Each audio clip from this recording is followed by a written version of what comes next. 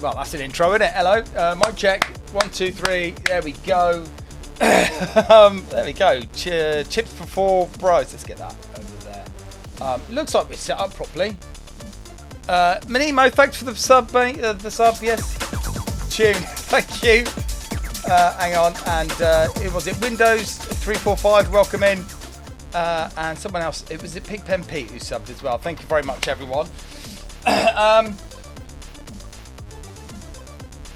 Yes, welcome. I'm losing my mind here. Codename V, Commander Keen, right in there. Gerbil, Frodgill, Total Twitch, Beginner Buyer Term. That's so hard to say. Not Mick, Naughty Mick, and Diego now. Give Commander Keen a big hug. He's gifted you a sub. Thank you, mate. Welcome in everyone else. It's bloody busy in there. Hop. The man of the hour, mate. I can't thank you enough for your efforts over the last week. Hang on, let me just, it's a bit loud that still. Let's just turn that down a bit. Mate, you've been, we'll talk about it later anyway. But yeah, just brilliant. Pigpen Pete, Commander Keen, Chucky Gang, how you doing, mate? Where are you? TTD, Codename V, Ice Dragon D, Minimo, Braxton, Tina Stormcaller, Blitter Object, Mr. Lolkins, and who else we got there? Waterman, obviously, Nags, Manic Whiner, I'll be sure. Oh, hello. Francis, of course. Skaxam on a phone, and Windows 345, Lolkins. I think I'm repeating myself now. There we go. Oh, and I saw you there, Cloaked Alien as well. Yeah. Oh, and Banjo Guy Ollie. I'm not going to say it this time. I think I've made my point. So, going digital. Excellent. Disc 3, too soon? I don't know what that means. Yeah, well, I didn't say it. Grid Point, welcome in as well. Disc 3. I don't know. Dockster. Oh, none of those are working. They don't make any noise, do they? I've got covert subs on at the moment, it seems. Windows 345, Charlie Farr, Possidus Party as well. Oh, nice. Samuel X Dev and Giku. Give Dockster a big hug. He's just gifted you a sub. And Nalos. Nalos as well. I mean, so much going on at the moment. If you don't know, Nalos has reverse engineered the Action Replay cartridge and has put all of the build materials and the PCB, two very different things. It's all up on GitHub, so you can build your own Action Replay now. That is brilliant. It's got quiet now, hasn't it? Oh, that's all right, actually. Yeah, we'll go through. Actually, let me put that on the list as well. AR Git as well. Mr. Lolkins, this is freaking big actually, and it's prompted one of the items on the list today. So yeah, we'll get on to that. What are we doing today? Well, I've got a Metal Gear update for you. It says in the title actually, a Metal Gear update for you. We're going to look at AIRA Force. Obviously, Bombjack, we're going to quickly release that as well. Waterman cracked that. Daniel Collins, how you doing, mate? I've also got Rob's Dongle. So, we might look at that. What else? Metal Gear. Oh, there's a new version of Pro Tracker Clone as well, with a feature request that I put in, and that got released this week as well. It's been mental. So, yeah, lots to do. I don't know where we're going to start. Oh, there's a naughty seagull as well. Oh, you can see him there in the corner. There he is. See him? There he is. Where's Rob Smith when you need him? There he is. See him there? Yeah. Tell us about the show too. Rob Smith, you're lurking, mate. All right, no worries. Well, there he is. I've got your dongle and the seagull. There he is. He's very cheeky. And the Zap Live was great as well. That was last weekend. So, yeah. Riker77, welcome in. Have I got... Oh, Samuel... Yeah, I think I've got everyone. Right. I've only got 3 demos today. Because I figured we'd only need 3. Because we've got a lot to do. So, pick a number. I'm an emo. Thanks for the link there. TTD, straight in there. Disc 3, it's still too soon. I don't know what you're talking about. I feel like I'm out of the party. Anything from Evoke? All I've got is new/newish stuff. So I didn't get any old stuff today. So I just went, oh yeah, that's why. Right. Let's have a look then, shall we? Zero Shadow, welcome in. Curl as well.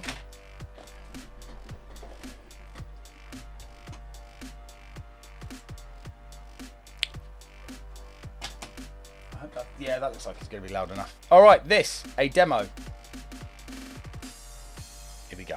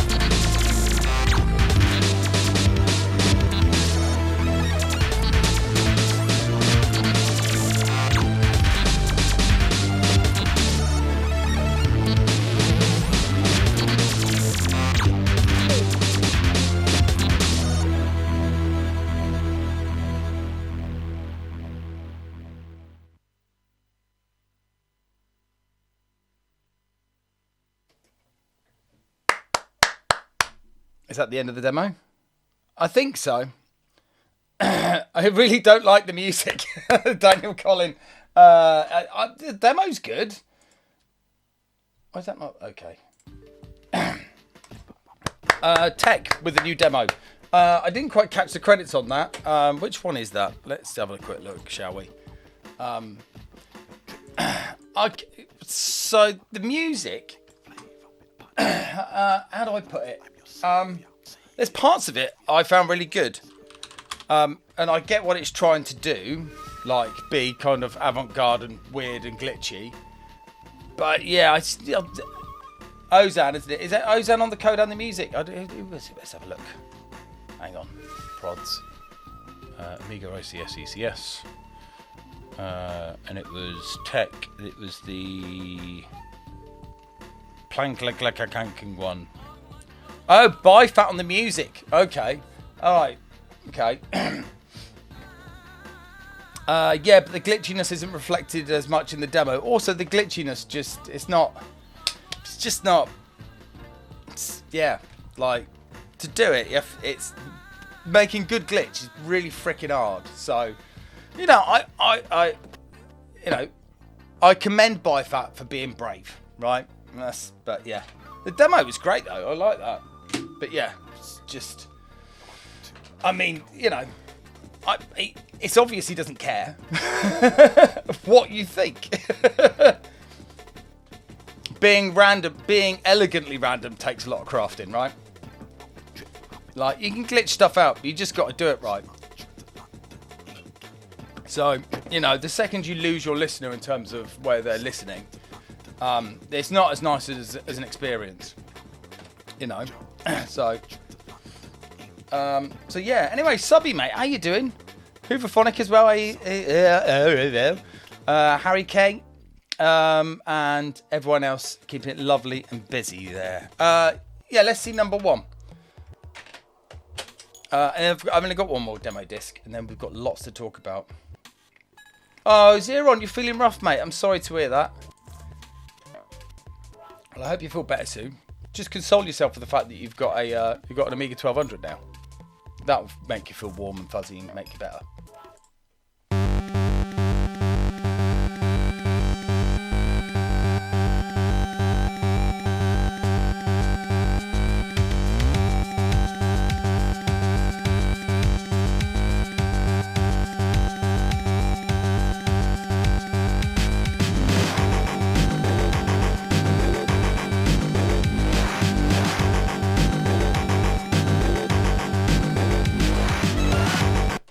Anyone think this isn't working?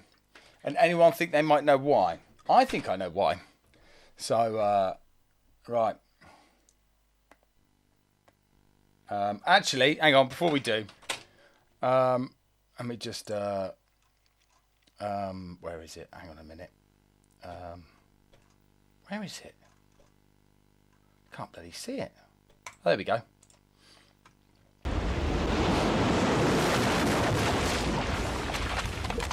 My eyes, the goggles do nothing.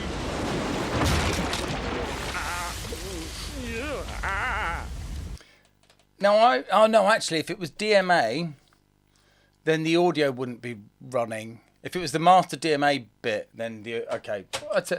Maybe the maybe the bit playing DMA is not enabled. So let's find out, shall we?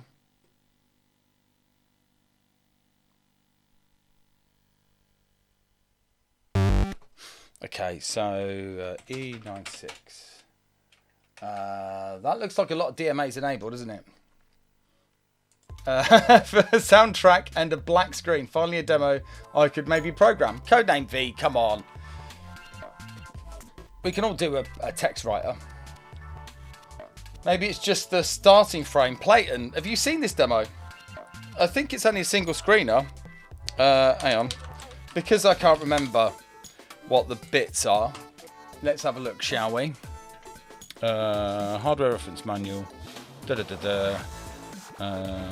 DMA con. There we go. Right, so here we go. It looks like everything's on.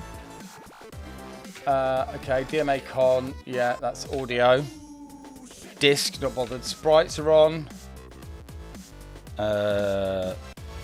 Copper bit plane master DMA is enabled and Blitter priority is on. That's always a good sign, isn't it? Let's have a look. Okay, that might also be it. Oh, let's have a look at the interrupts as well, actually. Okay, and have we got one set? Yeah. So let's have a look at that. Look, we're cracking a bloody intro today. What's going on? Right. Intina, so copper. Blitters 5, isn't it? 0, 1, out. Oh, Christ. Action replay detection. Yeah, that's a good point. 0, 1, 2, 3, 4, 5. So that is enabled. Okay, I wonder if it's just a case of...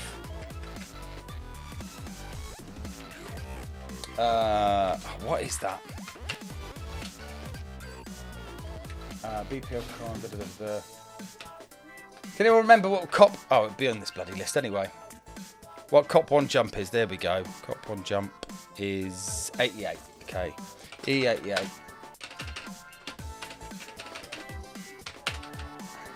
Right. Let's see if that kicks it off.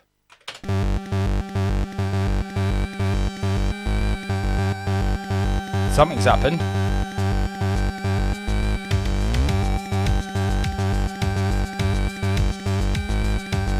Oh, the sprites are enabled. Okay. Come on, come back. Let's get some tunes on. Okay, that looks like it should be their copper list. 0, 1, 8, F8. Oh. Okay, that's not going to help, is it? Okay. Just kill the busy loop and see what happens. Okay. That exits.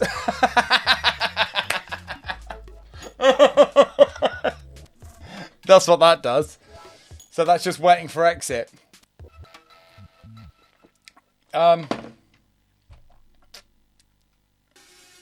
Okay, I'll tell you what we'll do.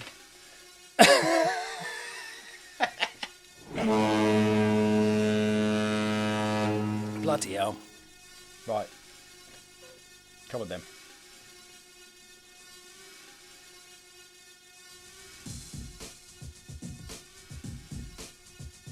Okay, I'm going to stop that there. Okay, FA, DFF, it's 80, isn't it? 80. Yeah. FA, DFF 080. Sorry, it's 68,000 doing the search, so. The code was it in fast RAM? Maybe update your graphics drivers. It was, but actually it should be, it should tell us now, shouldn't it? Oh, it's fading. Okay, let's get it running. Okay, there we go. And we are there. That's quite high up, isn't it? Let's get rid of that. Okay, let's try C 1, 2, 3, 4, 5. Okay. Let's get this blame Cloud Strike. Yes, Logins. It needs AGA. Oh, you joking? It's listed as OCS.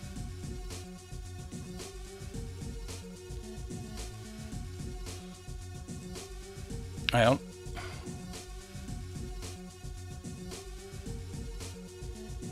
What was it? Oh, it was Doom Cracked, wasn't it? That was it. I mean, it looks like an OCS. Okay. C 10178. No, it's just got an empty copper list.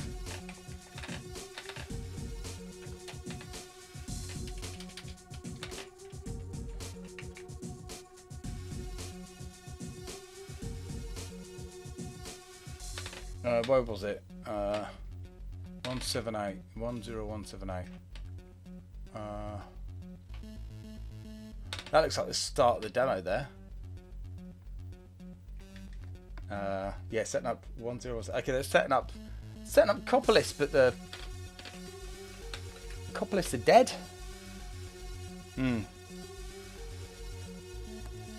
They might write directly to the hardware edges in the VBlank interrupt. Oh, that's a good shout. I can't believe we're cracking a bloody demo this today. C2304E. 304E. That's right, isn't it? Yeah, there we go. Okay. And let me just switch my screen here a sec. And maybe the demo's made for 1 meg chip, but the code's it's loaded though. It's an Amiga executable, right? Did something? Did it put something into? Oh, that's a good shout actually. Let me just try something. All right, second drive's not plugged in, so we got all the RAM. Well, the thing is, the copper list is empty, right? Okay. Oh, that's interesting. We're doing a BSR straight away. Okay. That's some kind of... Let's just see if it's actually executing that. Yeah, okay. So the interrupt's running. Upgrade the chip RAM. I will not taint my Amiga 500 with 1 megabyte of chip RAM. A500 plus an A600, but the problem is, right, is that it's loaded, and maybe it's just a badly made demo, right? They've just put some sections in fast RAM. I mean, you could look at it in a Hunk Explorer, but to be honest, it don't win. So, ACA 500 plus. I am thinking about getting one. No known virus in memory. That's true. Yeah, I am thinking about getting one. So, mostly because people report that my games don't work on that accelerator, and I'd love to know why, but I don't own one, so it makes it a bit difficult. What demo was it? It was the Doom Crack Tro. I've got a link here somewhere. For dumping your demo live. Well, if it doesn't work on a 500, mate, but... And it loaded as well. That's the thing that got me. That copper list was empty, though, so something's gone wrong. No one's complaining that it doesn't work on a real Amiga. I mean, I'm tempted to put a piggy on that, if I'm honest. But no, we're not that type.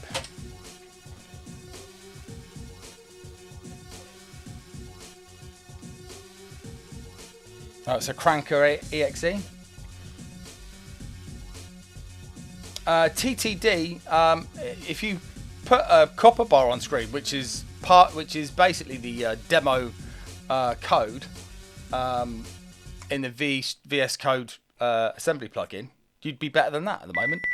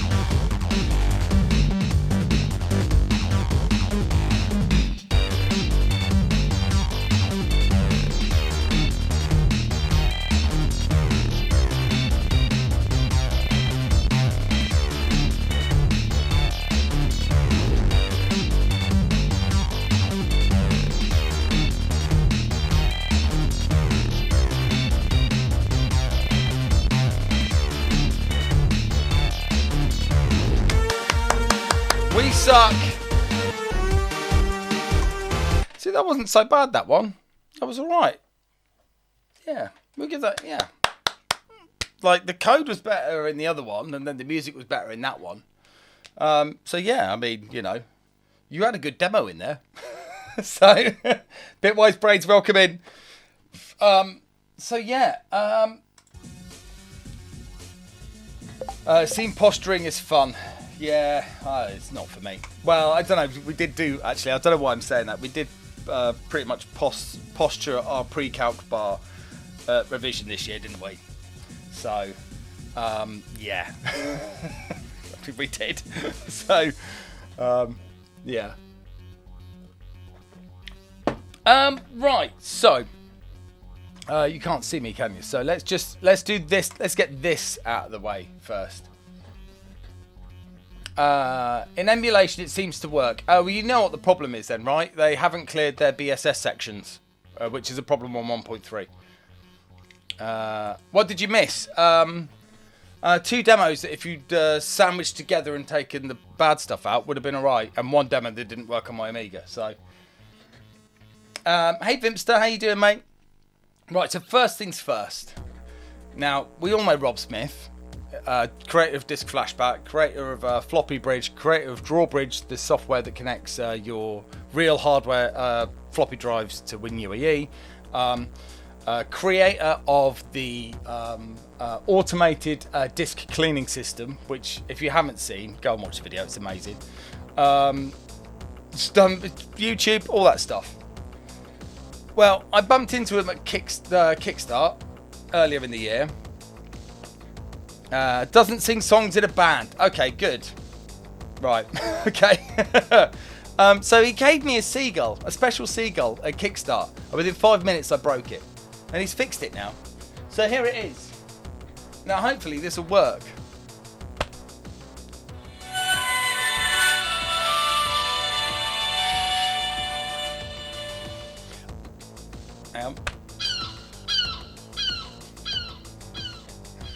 What are we going to get next?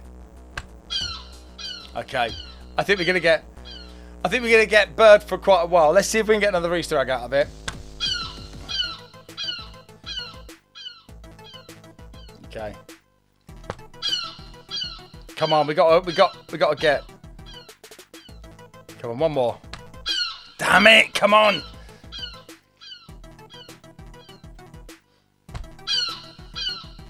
Okay, one more. Right, no, he's not playing ball. He has Easter eggs in there, right? So I've heard, obviously, you've heard the intro to 2 more.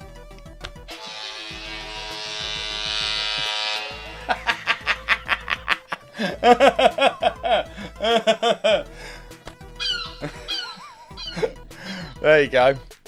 That's the seagull. It's the shipping forecast seagull.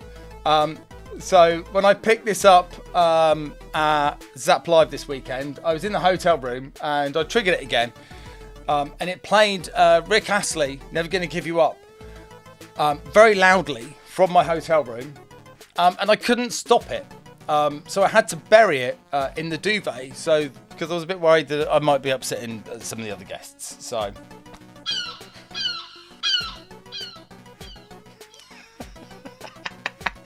Rob, I love you. Thank you very much for this. It is amazing.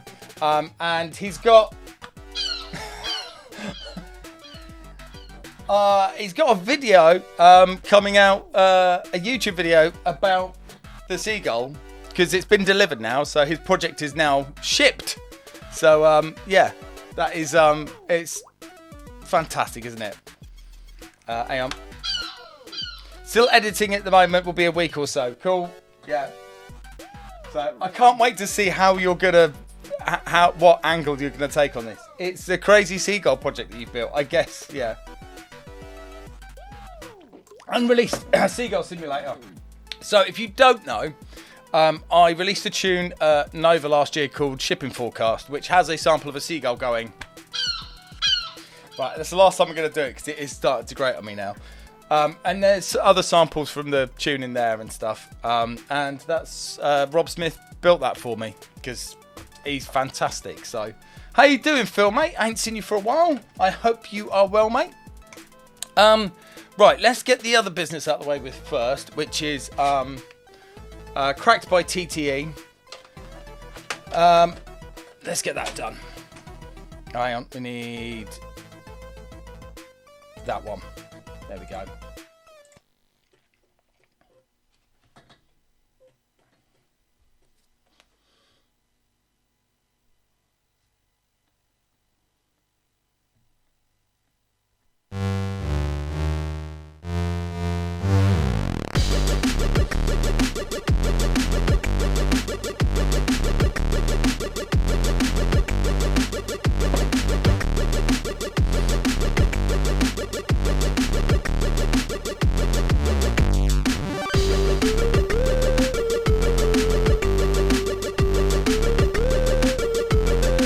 I just let the tune do one round and then we'll get on with it.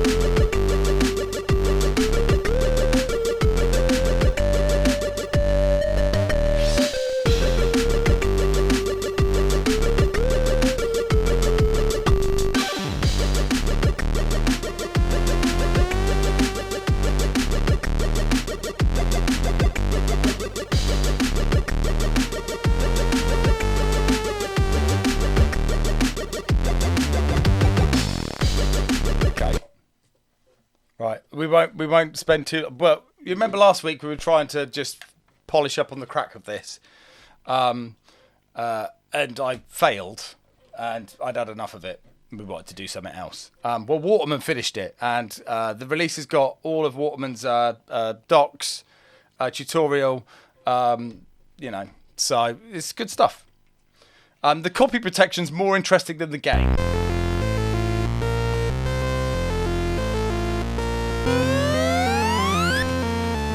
Yeah, that'll do. that'll do. Thank you very much. Yeah. Such an ugly title screen. I mean, everything about it is wrong, if I'm honest. So we say in the crack intro and in the README that if you want to play a decent version of Bombjack, go get the beer edition. So we'll just send you a link to that actually by Geezer Games. Let's just pull that up actually. Here we go. Okay. Bombjack Beer Edition. I know it's space and space, but there we go. OCS, ECS, AGA in the link. There you go. Just get that version. Look, it's got the correct screen size and probably runs at 50 frames a second like it's supposed to. So yeah, go and get that. Play that. That's balls on accurate, really good version of Bombjack. So right, so let's just quickly get that. I did think about putting Bombjack Beer Edition on the disc, but nah. Okay. Just make sure the keyboard wasn't in camera. Okay.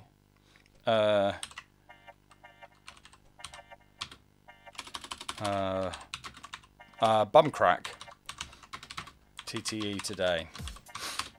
There we go. Still haven't read that from Nico. I'm sorry. Should have called the original shit edition. That's not a bad idea. File areas. Okay. Upload. I think we're in TT, aren't we? Yeah. Z modem. Enter. Okay. Ba-bum. Where is it? There we go. But yeah, I mean, you know. Hang on. Oh, that's why, because I need to go to Amiga. There we go. That's better. There we go. TTE. Bum, bum, bum. In here. 21. Look at that. 21 releases. We do ship them, don't we?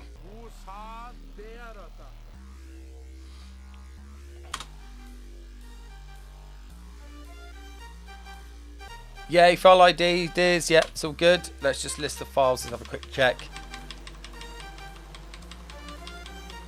There we go. Cracked by Waterman. Well done, Waterman. We got a release. But yeah, the copy protection was really interesting on that. Considering how rubbish the game was, they put a lot of effort into obfuscating you from cracking it. So it was a valiant effort, actually. I was quite, it's formidable. So, Bitwise Brains, welcome in. I don't think I've seen you there before, but there we go. Neversoft, Braxton, Curl, Codename V, Hop, Bitwise Brains, I've said that already, Hooverphonic, and of course, Galahad of the Mighty Fairlight. Shame they didn't put much effort into the game. Yeah, I know. But, you know, what do you do? Oh, whoops. There we go. Right, so, let me just cross some things off the list here. We've got a lot to talk about today. So, the Gully's done. Bombjack is done. Right, I'll tell you what we'll do. We'll touch on this first. Because it's about Rob Smith again. So let me just show you this. I don't know if any of you see. So Rob has a tendency to pick up weird hardware. He's got an action replay for his Amiga 2000, for instance. And he builds weird hardware, like floppy copy stations. But Zap this weekend, he passed me this. Right, let's see if you can see that. Probably not very well. So see that? That is a floppy drive connector. And apparently, hey Hitch, how you doing, mate? Apparently, if you plug this in to the, it's a dongle, sort of. It's got an on-off switch. So apparently, what this does, Bender's ass. Good, pizza time, excellent. You plug this into the external floppy port on your Amiga and switch it on, and apparently, is that the virus protector? Yeah, it's a virus protector. Apparently, it stops anything from writing to track 0. So those connectors are rare as rocking horse shit now. I didn't realise that. When I read about this, I was surprised it was not a total seen on YouTube, and it has been debunked. But surely we've got to test it, right? DF0, apparently, if you plug it into the external port, it will stop DF0 from writing, so... Oh, that doesn't really work. Oh, well. I didn't see your vid on this one, actually, so there you go. But yeah, I want to have a look at it. Subby, you remember remixing this one? Well, that's because mono was the greatest. So, all drives, apparently. So, I think I saw it crash the floppies. Oh, right. So, it only works with system-friendly software. So, actually, we could get around it very easily. Just read a track and write it using the custom hardware. So, okay. Well, there's that one. So, that's Rob's dongle. Oh, yeah. So, let's just quickly grab this one up. Azido, how you doing? Welcome in. Where's that? Can't find anything here today. Okay, yeah, desktop. Okay, cool. Everyone's logging in.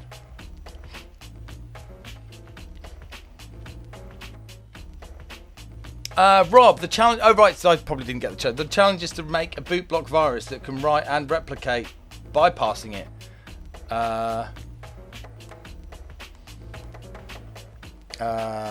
Okay. I mean, that is... We will do that, because that is a challenge in itself.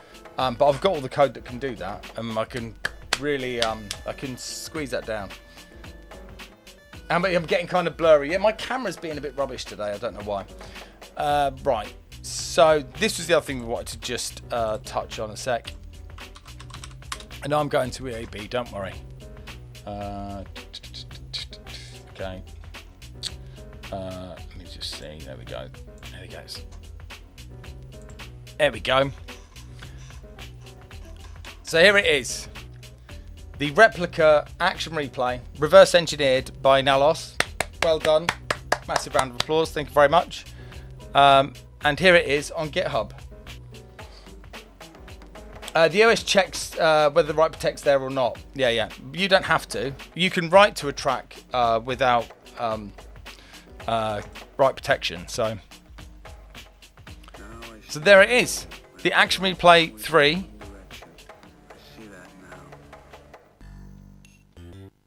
Does he explain the process for software people? I don't know. Hop, are you talking about the Action Replay? Because I don't know. It's basically, a lot of it's fairly simple in terms of the circuitry, apart from the GAL chips, I think. So it's like it's those there that do the logic for when you hit the freeze button, it flips the actually that's what we'll start doing next. Actually, it basically injects the ROM into address 0. So when the NMI interrupt is triggered, the only thing that can ever possibly be read by the CPU is the address of the Action Replay ROM. So it's basically indefeatable to a degree. There are ways around it, but yeah, fantastic. Which then led us, right? So I don't know how much it would cost to build one of these. Have we got an idea? Odd A7 Xeron, yeah, that will probably do it. Yeah. There are other ways to do it as well, but yeah.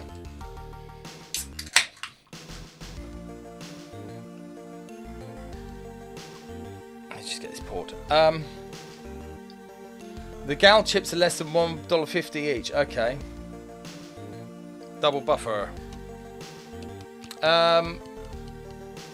So what are we talking about then? What do we reckon? If we were to just buy it out, build one from you, what's the kind of price? I literally poured that over myself. It's ridiculous. About 60 quid. $60. What about the connector? Well, it's on the list, isn't it? Excluding PCB, but then you could get a bunch of those built up pretty cheaply anyway. They're not that big, are they? So.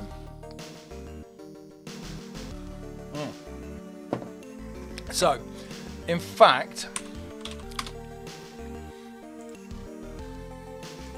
Action Replay MK, it's like that, isn't it? It's 100 quid. Action Replay. We'll just put Action Replay Amiga. Oh, it'd be decently priced. Oh, there's one there for 60 quid. It's a Mark II though. You don't want that. 75 quid. Okay. 200 quid there. There we go. 180, 100 quid. So yeah, I mean, it's still coming under budget based on everyone else though, right? So.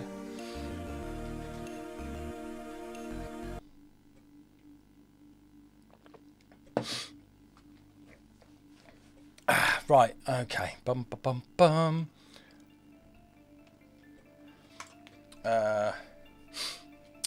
boards would be around 50 to 80 euros, you'd say. All right, okay. So, what's the difference between Mark 1, 2, and 3? Just, I guess, a few more features and better reliability. The Mark 3 is a new AR3 doesn't have to be the same dimension as the old one. True, but it is based on that current. I imagine now we've got it in terms of how the GAL chips work. It could be redesigned to be a lot smaller. I don't know. I'm not into that kind of stuff. Well, I'm into it, but I can't do it. So. Oh, Amiga AR1 can't read or write Amiga DOS file system. Oh my god, that'd be annoying.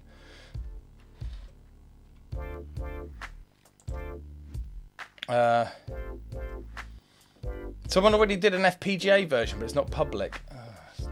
FPGA. Oh, right. So it would be a little bit. Hey Dan, how you doing, mate? Yeah, an FPGA would be a bit overkill for that. An AR2 can be defeated. That's what I remember. There is a way of stopping the AR2 from doing anything. But obviously, if you're a cracker, then you would get into find where that is and then disable that first and then carry on cracking. So, all right. So, but the important thing is that it's no longer a mystery, right? Link, I thought I posted that. No, I didn't. Hang on, sorry. Oh, for goodness sake, Ian. history. Here we go. Here we go. Here we go.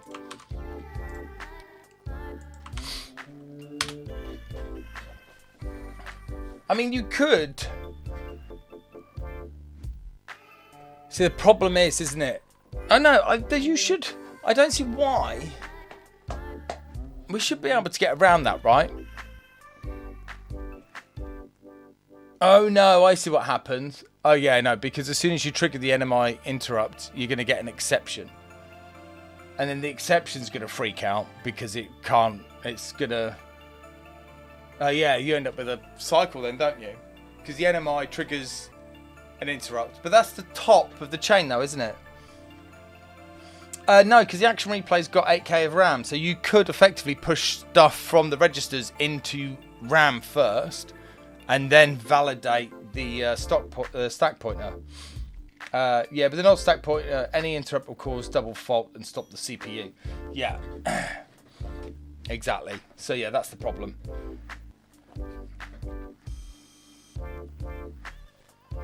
Nope. What do you mean, Jace?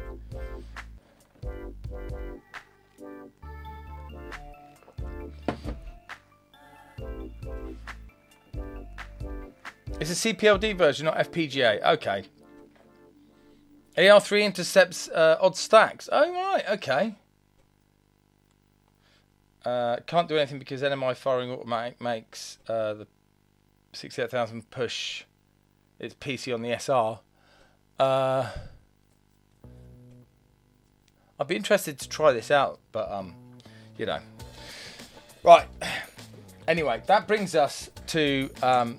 the next phase of where this went, right? So we've been talking about this for a while. Hop, a regular from TTE.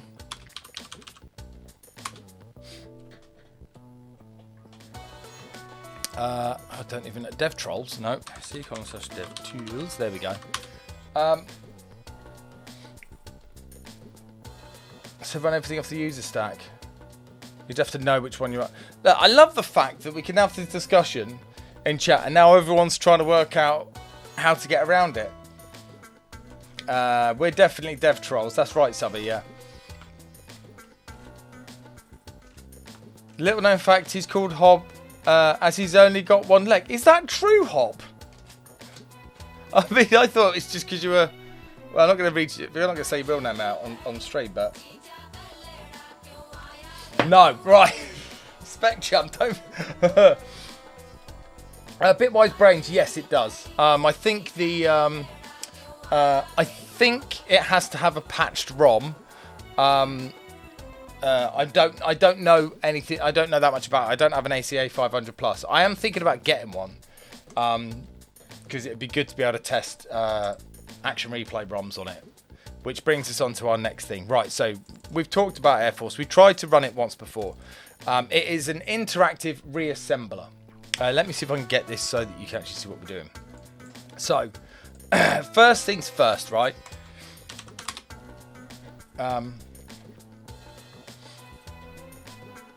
Yeah, except you can't detect an action replay on an 020 because it doesn't work on an 020.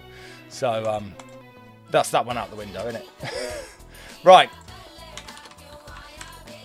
It got us onto another discussion, right? Which is now someone's reverse engineered that. We could build our own action replay, right? Which means we could put whatever we want on it. I mean, you could do that to another action replay at the moment, but I'm not splitting mine open, right? Because it's my action replay, right?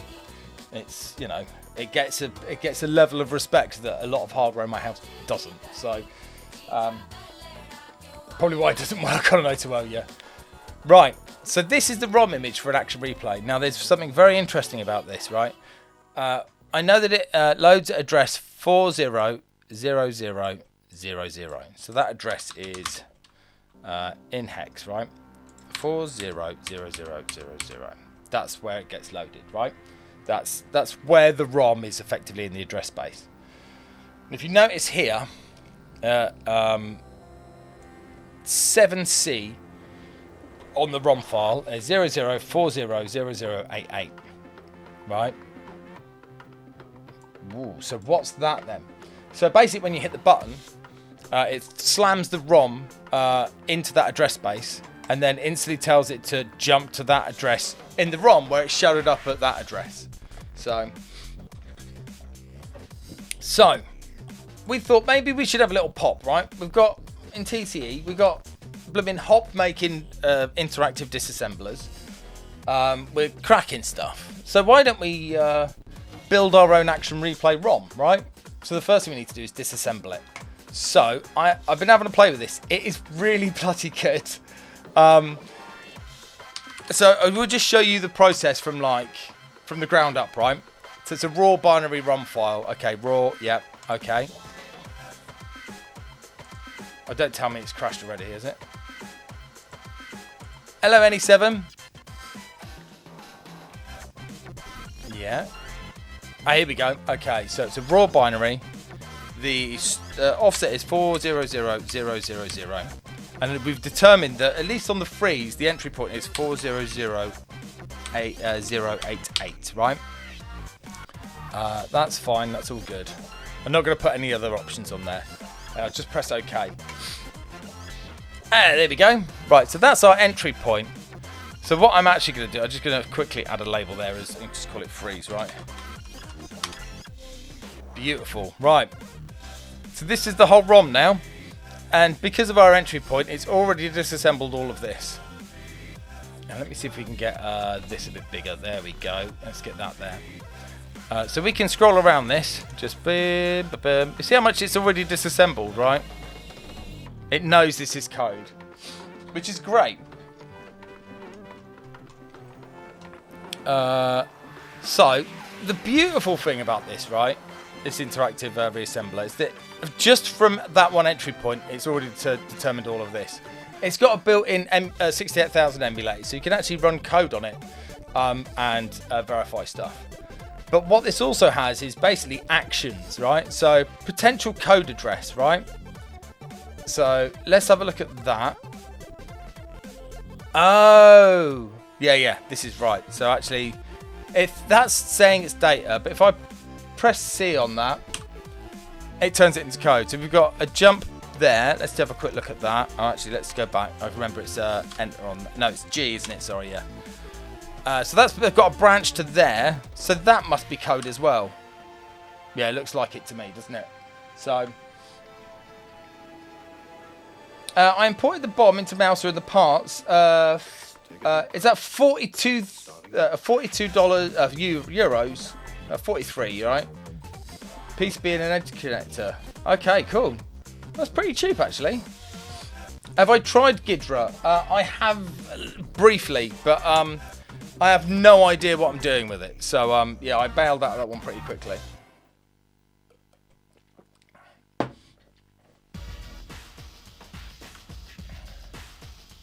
And you ordered 10 boards. So yeah, all right. So it is fairly doable, right?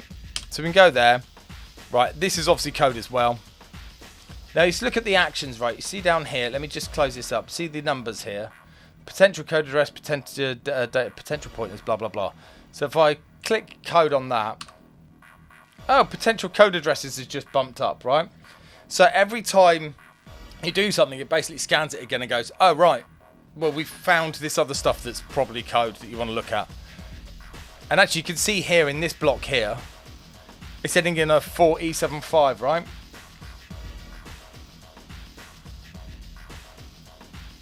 Who's off? I can't see. Oh, Dockster. Oh, no worries, mate. Nice to see you there. See, we know a 4E71's an RTS, so I think it's safe to say that that branch to there is code. Bam, that's code. Right. I mean, a lot of it doesn't make sense at the moment because, you know, they're just labels. We've got no symbols, right? Hey, Bob, how you doing, mate? But we can keep going down this road, right? Okay, yeah, that's the time. Right, so let's just have a look at this. So why is that? Okay, so we go to there, is it? No. View reference in disassembly. There we go. Okay, so that looks like solid code, doesn't it? And we can go to there. All right, we'll say that's definitely code, right? In fact, what we also can do is right-click on this and say, show me in the file, right? Yeah, there's no text there. I mean, it doesn't look like it. So we'd say that's safety code, right? Lovely. Right, so what has that done to our... Oh my god, we've got even more code addresses. And... Oh, that's done something horrible. Hasn't it? Because we've got data, potential data now. Okay. Can it find copy lock tracks yet? Blitter object. I believe Hop used this for decrypting a copy lock without even touching an Amiga. So you'd have to ask him. I don't. You'd have to ask him. But yeah, it's very good. It locates a copy lock by signature, and then you can run the code on it in the emulator and get your result. We get all the stuff decrypting for you. Okay, so we've got more code addresses here. Let's just have a look. Oh yeah, that's obviously a bit of code, isn't it? Okay, we go for that. Yeah, that's looking good. Oh my god, we've got 22 potential code addresses now. Okay.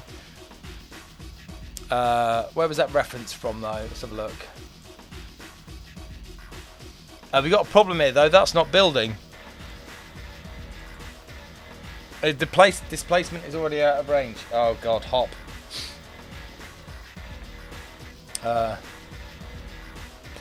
Okay. I need to fix that, don't I, Hop? Oh, later, Zero, mate. I hope you feel better soon, mate. Sorry I haven't messaged on the Discord. It's been August is just, it's off the hook, so.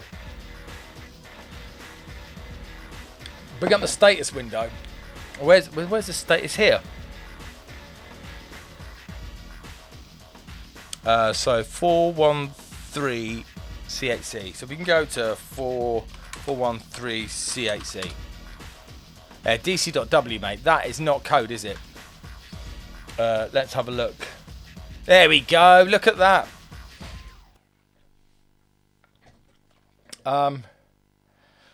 So that's not right, is it? So when did we do that? Let's go back. There we go. It's that one, isn't it? So something went wrong in that one. What if we do that one?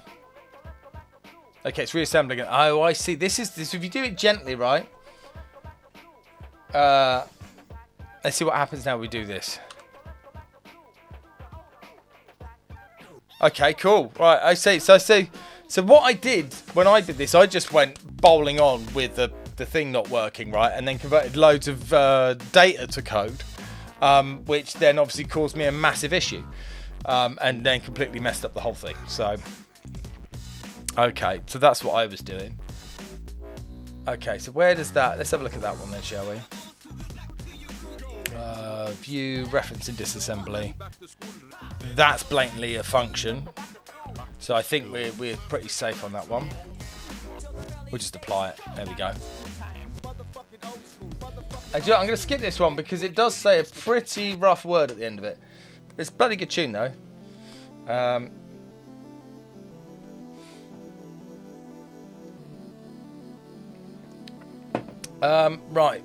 So we're basically disassembling the ROM now. Hop, does this show you on some of the other ones? It gives you like a percentage of what is code and what is data and what's determined. Right, so you don't want to just, so this is the trick. You don't want to just blindly apply these things, right? Just in case something's gone wrong. So we can view the reference. Yeah, that's good. We can apply that one. Okay. Okay, and it's still reassembling here. I see the process now. No percent, good idea though. No concept of unknown, not code or text or data. Okay. So I would hop, try Spectrum Analyzer. That's really cool. I think there's a C64 one as well, but I tried Spectrum Analyzer, and basically it runs your snapshot in an emulator, and as it's running the emulator, it automatically determines what is code and what is data and what it doesn't know, which is pretty amazing. So.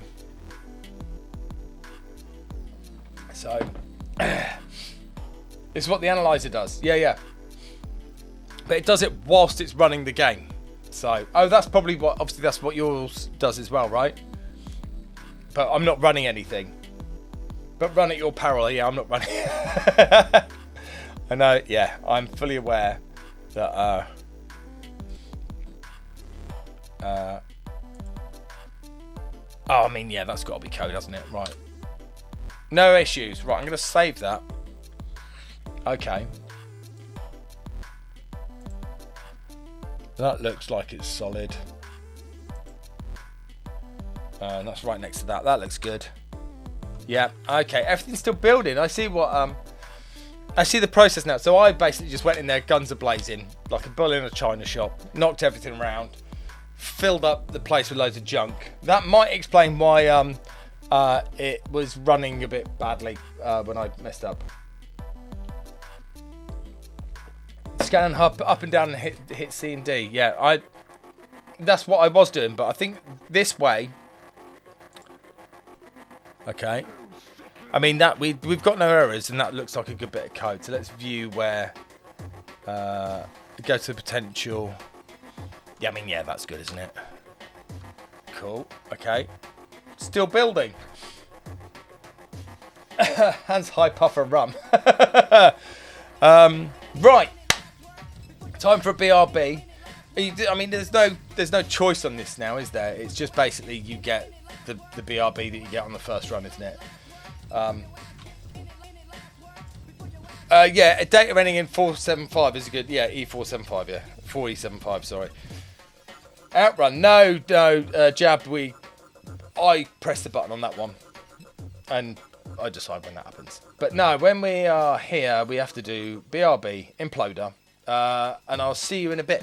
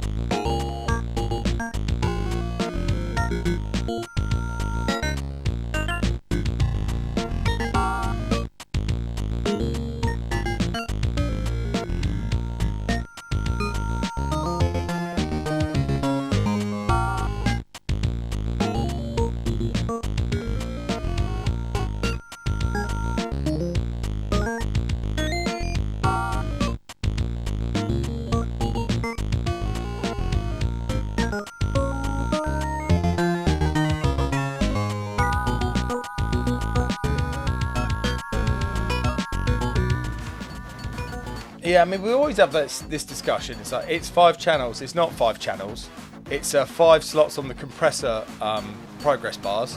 And they're using some parameter in the tune to jiggle number 5. So, anyway, welcome back. Right, so we're doing oh no, didn't want to do that. A bit of a disassembly. I'm not going to go too deep into this. I am going to leave this one. The other one I was working on, it got a bit out of hand. It was all broken. So, lies, 5-channel tune. Yeah, all right. Believe what you want. Right. So obviously with this, it's going to be quite tricky to like. You're basically going to have to disassemble it, right? But obviously we can do that, right? We just fire up WinUAE.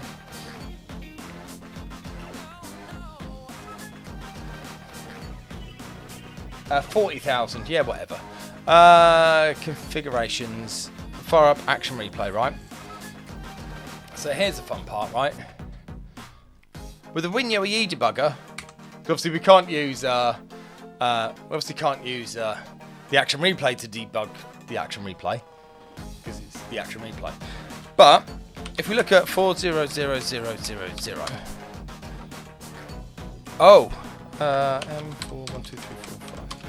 There we go. There's nothing there at the moment.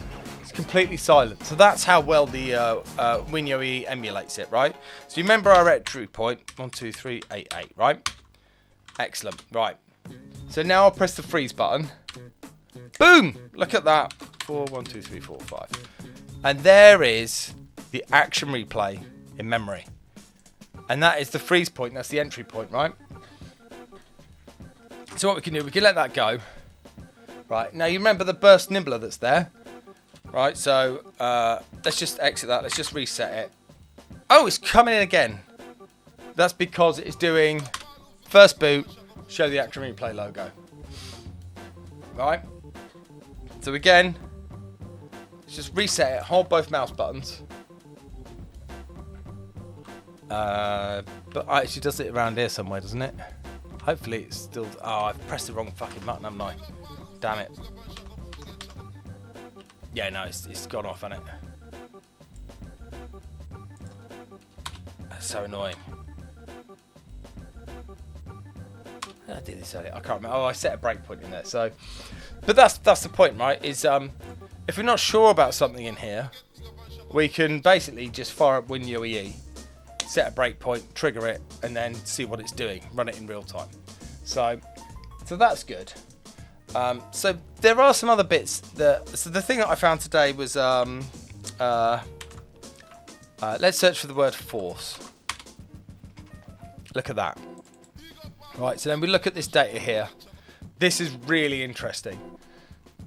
So I looked at this today, right? So that says interrupts there. You see where that is. So this is, let's show this on the disassembly, right? Show in disassembly, right? Okay, that's code. It's fine with that. This is just a block of whatever the hell, right? But if we go to there, show the source file, you see it's there. The interrupt, right? So if I set that to text, right? I just say, right, you want to be text. Okay, interrupts. Okay, and then that looks like an address. And then 4558 there. Oh, exceptions. Set that to text. Bam. Okay. Oh, and then 4E. Okay, yeah, a couple of terminators. Yeah, an address. Normal char. Set the text. So, what we've got here effectively is every single... Oh, Zender, mate, thanks for the resub. How you doing? This is basically a table of all of the input commands, right? So interrupts, exceptions. So if you look here, set except, libraries, resources, kill virus, disk check, mega stick, I've never used that, small char, chip regs, exec base, boot code, all of these things. Tracker, so that's the tracker command. Version, mem code, blah, blah, blah. Oh, look, there's one here that says Atari. And then another one that says MS-DOS. Trans is for transferring a bit of data around.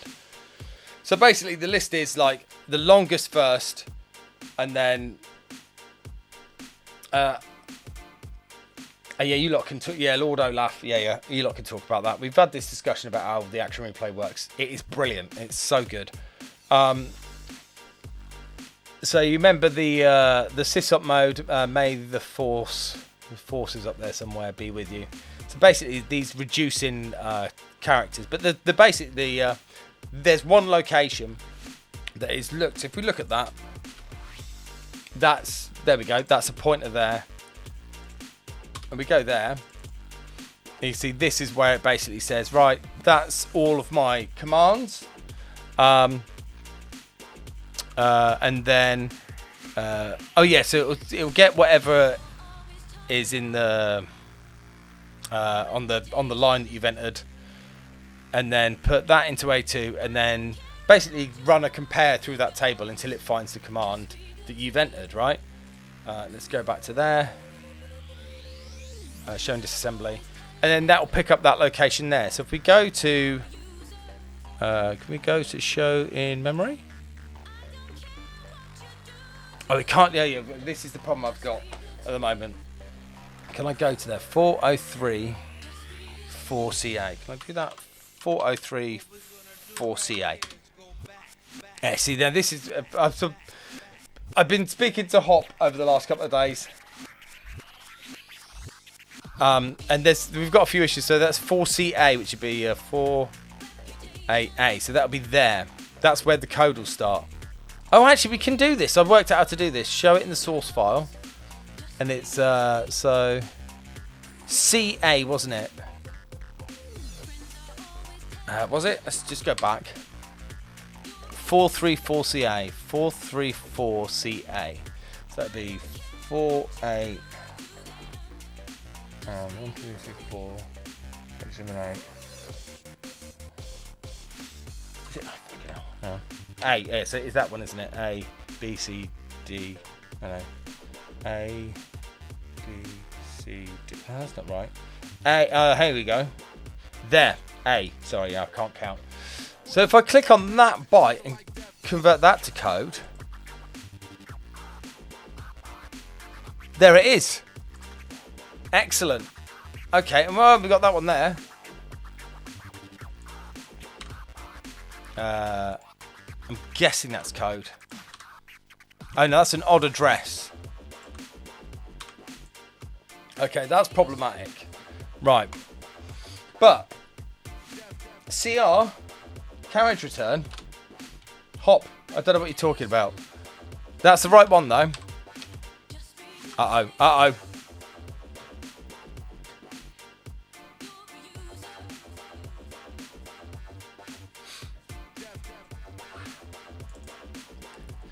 As you know, I did say that, you know, this is very new software.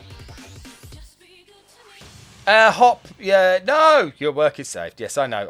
I've crashed it about 4 times in the last few days, and it's fine. Yeah, look, see, we'll come back. I mean, it's at the entry point, but so yeah, there you go. We're all still there. So if we search for May again. May. Oh no, search for Force.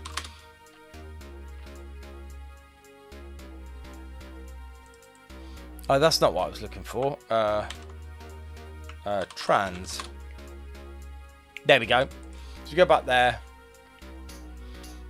Let's view showing assembly. So you can see we've saved, right? So we've got our interrupts there.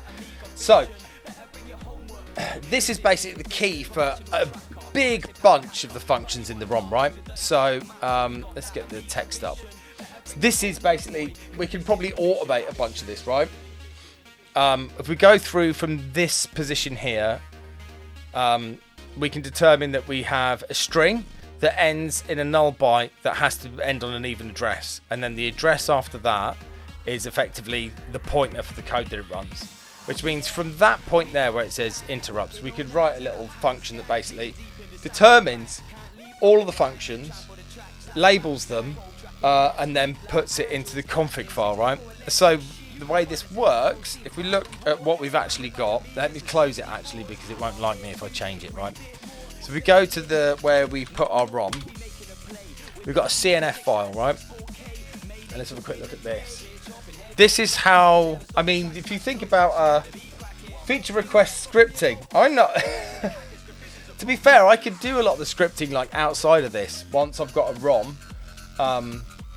So this is the thing that I like about this, right? Everything that it needs to do is just in this text file, right? And this is saying that's a code block from there to there. That's a code block. That's an offset. That's the entry point, the machine. Label freeze. So that's it. This is just IRA, yeah. Not IR, yeah. Into, yeah.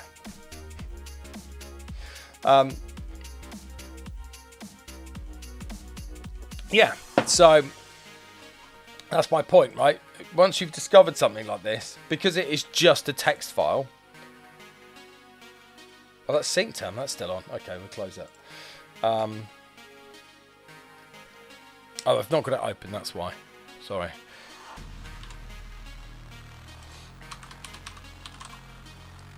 DevTools, sorry, DevTools, yeah, okay.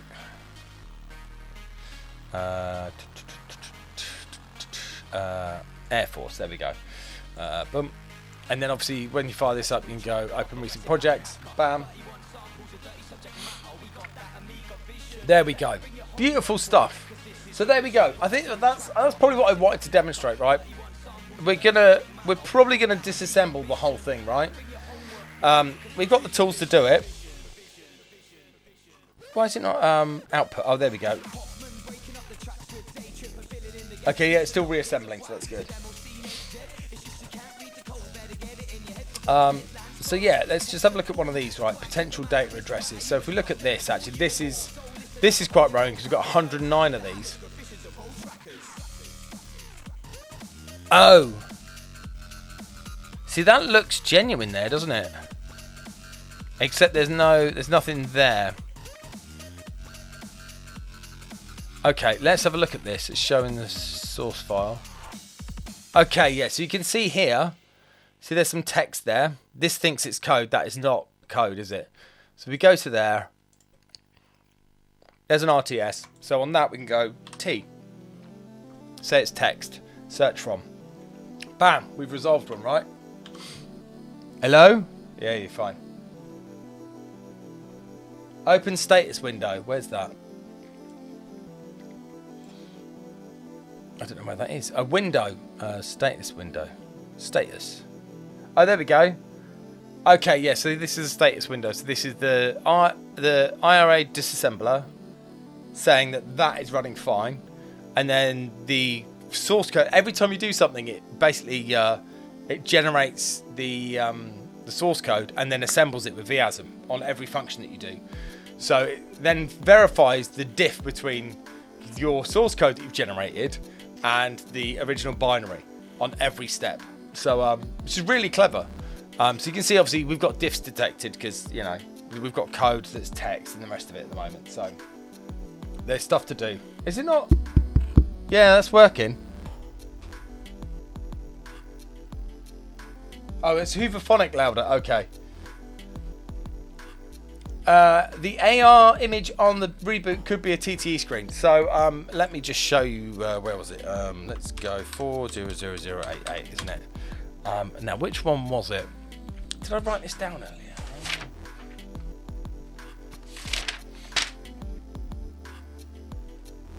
No, I didn't. That's annoying. Oh, hang on.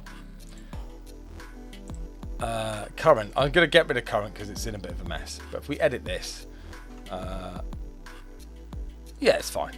Okay, that one, isn't it? And no, this is the one. Logo. Logo data end. So 41. Let's just copy the address, right?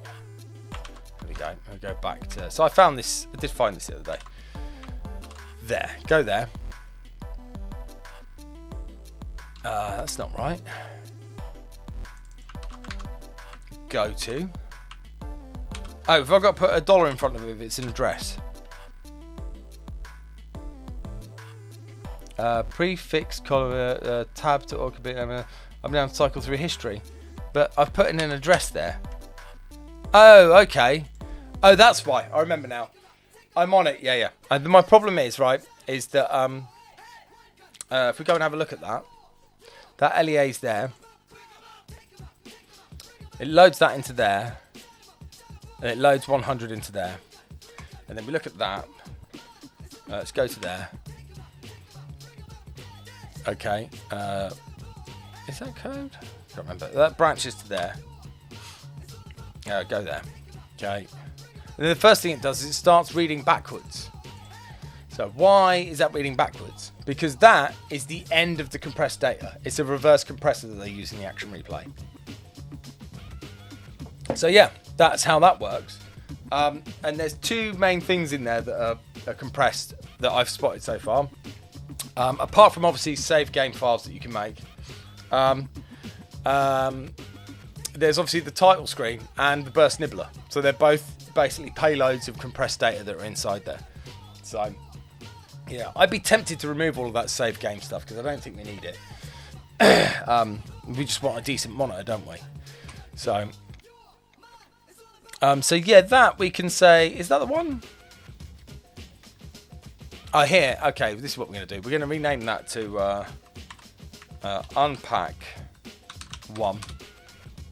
And then that is also code. Well, I know it's code. It sets false there. And that one is unpack 2. There we go. And then what we'll do is we'll call that one unpack go. Right. Oh! So here's a question to you lot. Could we increase the ROM, the Action Replay ROM to 512K? Not that I think we'd need to. I think we could probably slim this down. But that can't be that much of a stretch, right? Other than the fact that the RAM is currently within that same 512K space, actually. So that might be a problem.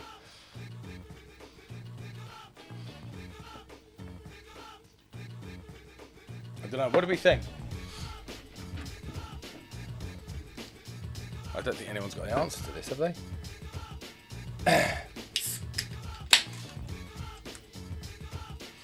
Yeah, you would have to significantly rework the stuff in the GALs for that. Okay, so the GALs, that's what controls basically the address space stuff, the clever shit that it does. Okay, well that's fine. So, you know, I think we just remove stuff we wouldn't need. So, there we go.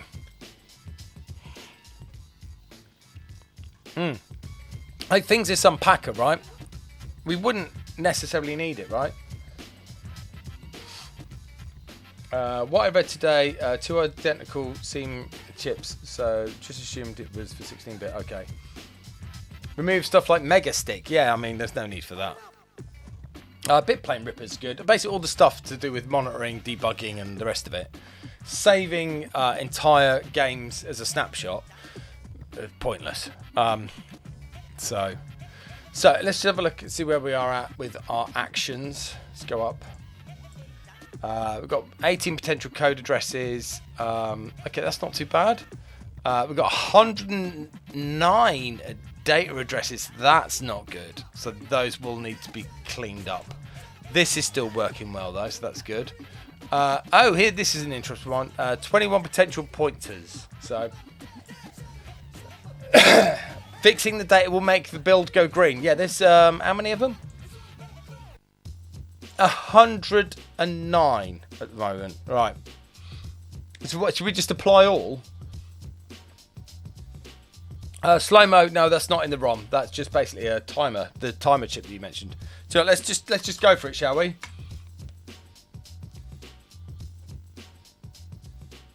Okay, it differs, but it's still building. Oh my god. Okay, that's a lot of things we've just changed. Okay, that's pretty good. JC1980, yeah, there's the build is instantaneous. It's not bad. My machine's not that old, but it is old. Okay, let's have a look at another one. Well, I think we can probably Okay, and then we can go to that, can't we? Yeah, okay, look at that. That's code, isn't it? Oh, no, no. Revert, revert. Okay, let's try it again. Oh, we didn't like that. Okay, we're going to go back from that. Let's go back to the view reference and disassembly. That's interesting.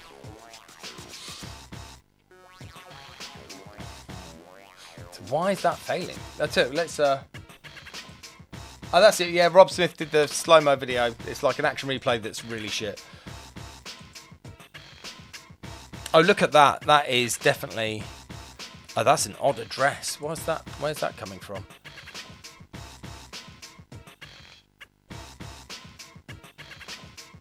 Oh, whoa.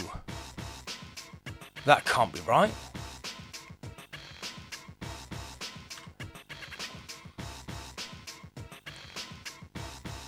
That looks well sus.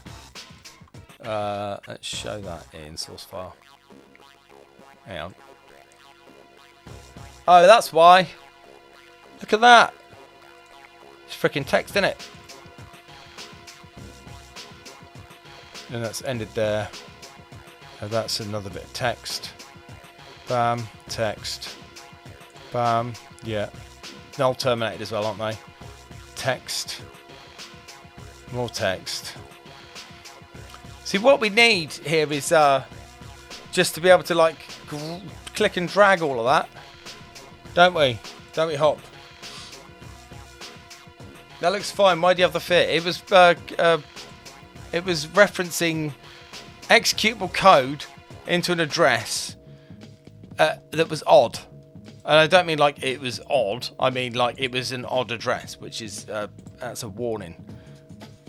Okay, now convert to text. Look at that. Convert to text. Yeah. Oh, this is... Oh, do you know, every time, even the smallest number of bits get determined. This is the thing that's really annoying me about this, is the carriage return is D, and it doesn't treat that as text. So we need to determine... There we go. That's 4. Okay, so let's go... show and disassembly. There we go.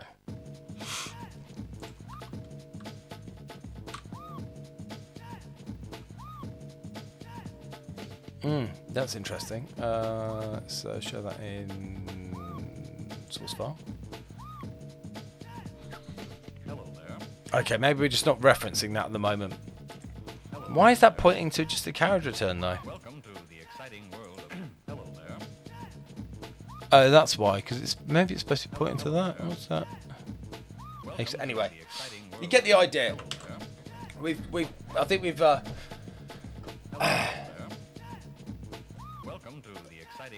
I think we've demonstrated how cool this thing is already, right?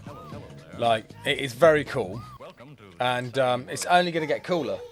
So, this is the important bit, right? Because we are going to move on now. We've got stuff, man. AIRA Force. There we go. No, hang on, put Amiga at the end of that. Interactive reassembler. No, let's skip English Amiga board. I mean, that'd be 200 pages of Flame Wars. Here you go. Now, you don't have to buy it, right? You don't have to buy it. Hop's done a great job on it so far. I mean, yeah, it is very much a 0.7.5, right? It's very early. Maybe buy him a coffee. Maybe chuck a couple of quid in, right? Because and have a go with it. Have a play with it. I think it could be the best disassembler and resourcer that we could have for the Amiga. So yeah, go buy him a drink, man.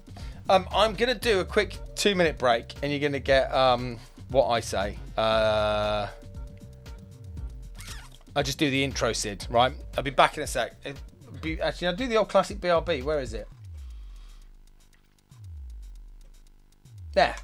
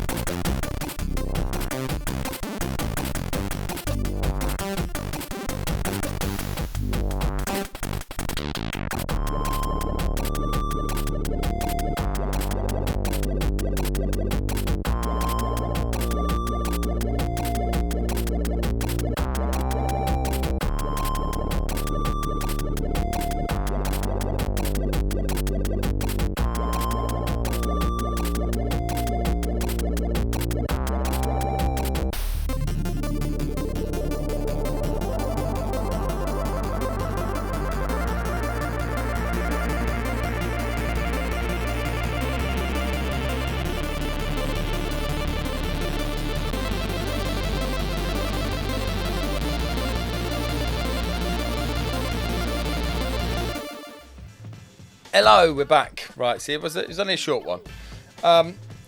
So that's the interactive, the Amiga interactive reassembler from Hop. Now, if that wasn't enough, Hop is the reason why the Metal Gear Mega Drive port has progressed this week. So, let's have a recap. Now, you remember last week we did pull up the code of that, right? Let me just pull it up again. Well, I'll pull it up, but a lot has changed this week. So, to explain, the Metal Gear Mega Drive port was using... oh, that's fine. That's fine. Let's CLS that. That's good. So it's using the audio engine from SGDK. Now, SGDK is a C-based library for making games on the Mega Drive. It's very good. And it has a really competent and easy to use audio engine for music tracks, sound effects, multiple channels. It's really good. The problem is that I'm an assembly programmer that doesn't know how to link with C. So I just put out a message, and then Hop was like, "Oh, let me have a look at that." And yeah, he basically built me a linking project that shows me how linking works. Right. So I'm going to do this. Hopefully, this doesn't go absolutely tits up. Let's give it a go. Right. Now, I think just today I have determined. I finally worked out what linking is. So let's do that one. Right. Pull this over here. Right. Oh, that kind of works. Right. Let's say. Oh, actually, let's try. No, fuck. No, let's go with this one. Right. So, at a rudimentary level, I think I've worked this out now today. So let's say I am a blob here of bits and pieces, right? And then I'm another blob here of bits and pieces, right? Another one over here, right? It's code, data, all sorts, right? I've got my own little self-contained little block, right? But for me to work, I need to know where Dave is, right? Where is Dave, right? I tell you what else this block does. It says it says where Chaz is, right? This is I know where Chaz is, but I want to know where Dave is.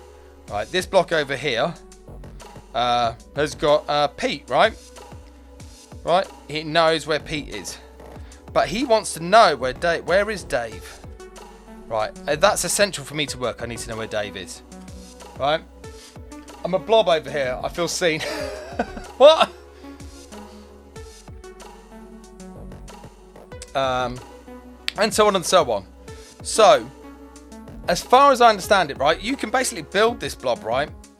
These are addresses, right? So, you know, Dave lives at 32 Pine Close, and I know where Chaz lives. Chaz lives here at 28, right? So you can build that, right? You can build that code, but all it is that blob of code doesn't know where Dave is. And then when you join them all together, one of these pops up and says, "Hey, Dave's here." Oh, there we go. All right, cheers. Now, have I got that right at a rudimentary level? I just need to check.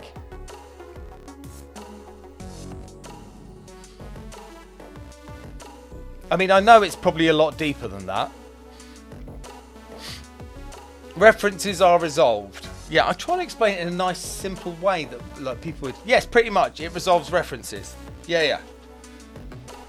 Sounds about right. See, like, I'm trying to explain it in a nice, simple way that people would understand, right? I've written this blob of code, but I'd need to know where Dave is. Xdef, xref. Although it's not xdef and xref in the setup we're using, is it? You just it's globals. I haven't actually worked out how the referencing works here yet properly.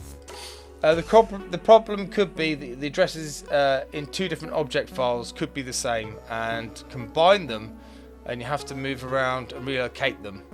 The linker basically puzzles it all together. Yeah, it's absolute magic. Okay. Chaz and Dave probably down the boozer. Yeah, codename V. Absolutely right. Right, but that's basically so we'll get on to why that's important later, because looking at how the linking works, it's just got me thinking about something, but we'll get onto that in a bit. Right, so, music. There we go. Linkers are like loaders. Well, it's more like piecing together a massive hunk executable, but merging everything together and telling everyone where everyone's supposed to be and where everyone is. Loaders are the linkers, yeah. Stick it somewhere and apply the offsets, yeah. Cool. So, Hop did this fantastic thing for me. Made this build script, right? He actually did one for VBCC and GNU, and I just happened to stumble on GNU, and it worked, and I managed to build everything. So what this does, let's have a look here. GCC, blah blah blah. Format. What's this building? Okay. Oh, test.c. I can't remember what that's actually building. I think that's just a test. I'm not sure we actually need that now, do we? What's in test.c? Let's have a quick look, shall we? Source. You hear that? Test.c. All right, we don't actually need that anymore, do we? Not use it. Not using that. That's not even referenced. In fact, that might actually get dropped. It's in case I want to write any C code myself.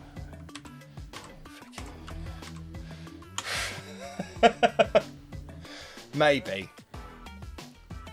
Alright, we might get to it. Linker will not include it because there's no reference to it. That's a no. I mean, you know, I have to, I'm warming to it. But that's the magic, right? That's the magic. It could be written in any type of assembler syntax, any language. In fact, right, you could, in theory, if a C# chunk of code could produce 68,000 binary syntax and have references, then that could also be an object that could be referenced in the linker, right? So, Bitwise Brains, come over to the seaside. There are dozens of you. Yeah, dozens of you compiling code and going, why is it generating that load of old tosh? So, yeah. Anyway, back to the point. Right, I'm scared of C. Yeah,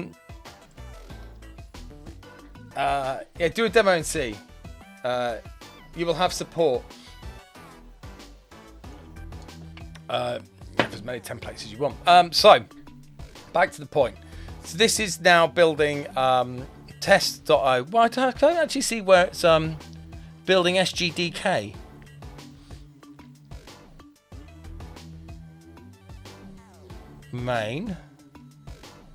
Main.s, yeah. Start.s, ROM header and vectors. Oh, SGDK is a pre-built lib. Okay, lib. Okay, so that's just there.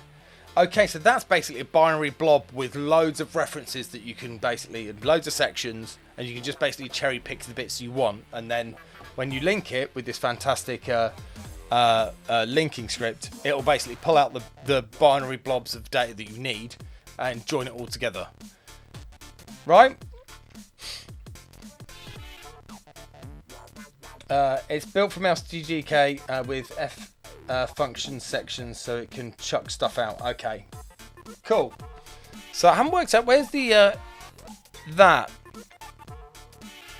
Oh no, it's the so where is the oh hang on, so that would be, hang on, let's go back. So that would be in the linker, right? So the linker is format elf building rom.elf from the ls, which is a list that gets generated. Rom.map, juicy sections, okay, vector, rom header, start, main, test, music, sound effects, libmd.a and libgcc.a. Okay, so that's basically where it comes into it, right? They're called symbols. Yeah, I mean, I know what a symbol is, but yeah. Yeah. ZVS, King of Hell. Hey guys, new here.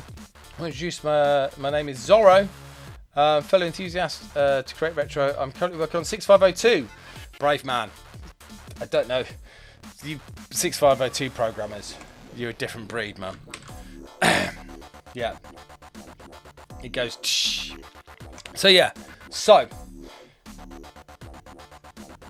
basically, what's this enabled us to do? So, anyway, sorry, ZVS, welcome in. If you've not been here before, well, you're new anyway. We do coding sometimes. Well, most of the time we're just explaining what we've already built. But we've got a lovely bunch in here. They're very knowledgeable, and they're fantastic. So you've got a question about something, ask them, ask me. It's all good. So, yeah. What platform are you writing for, by the way? If it's 6502, I mean, there's hundreds of them, so... Is it... Yeah. Trap shop. So I meant to message you, mate. Oh, yeah.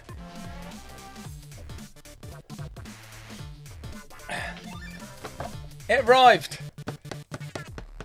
Hey, Galahad. Remember this? Down, so I've got... If Phil, if you're still there, mate. I just want to show you something.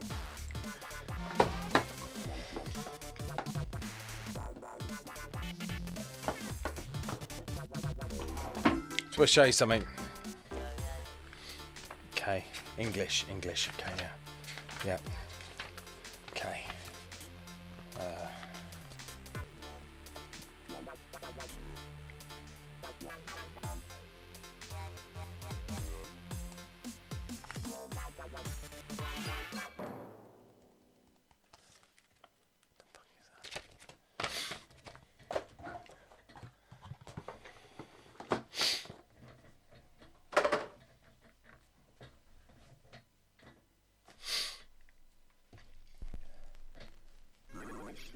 No, they didn't put it in there. Ian Jolly is another musician and graphic artist in Binary Motions.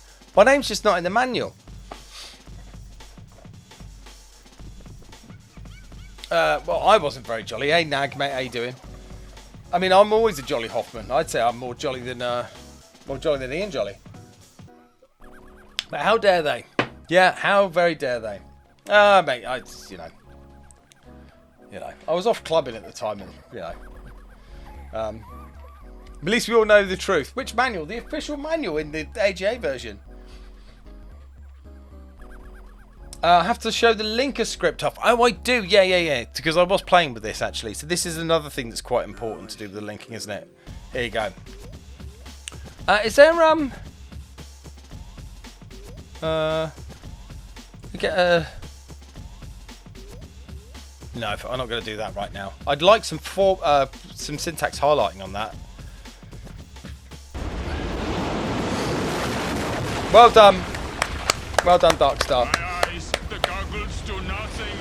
Gerbil, you're off the bed. No worries, mate. There is a VS Code extension. Which one do you use though? Because look, there's none of that's helping.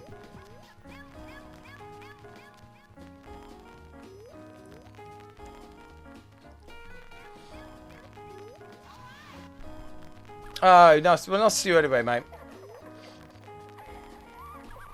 Guess one. Oh, no, but then what if live script language, is that what it is?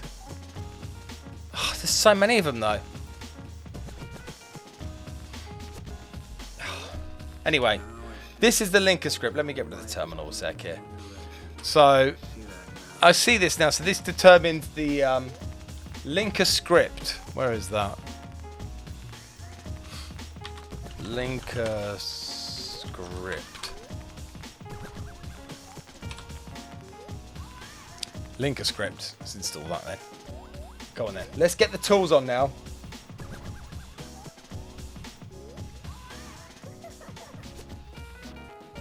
Okay, install. Oh! Ah! It's installing C. I didn't. Okay, well, we're doing that now. Okay, that's in. That's now updated. And where's our... Let's clean this up. Fuck it, there. rom.ls. Fuck's sake.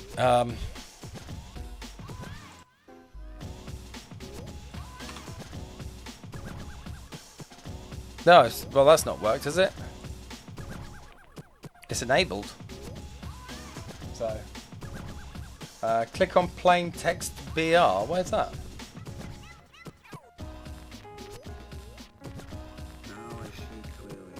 Bottom right. Oh.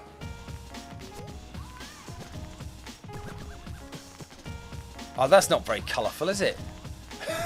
That is rubbish. Oh, it's gone into Amiga assembly. No, that's not right. I need to configure a file association with that, and that has to be a linker script. Okay, gotcha. FGHIJKL. Yeah.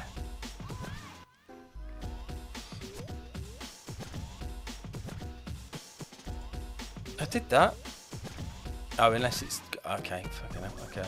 Current association. So, oh, but I need to. Oh, fuck's sake. All right. Linker script. Ah. Okay.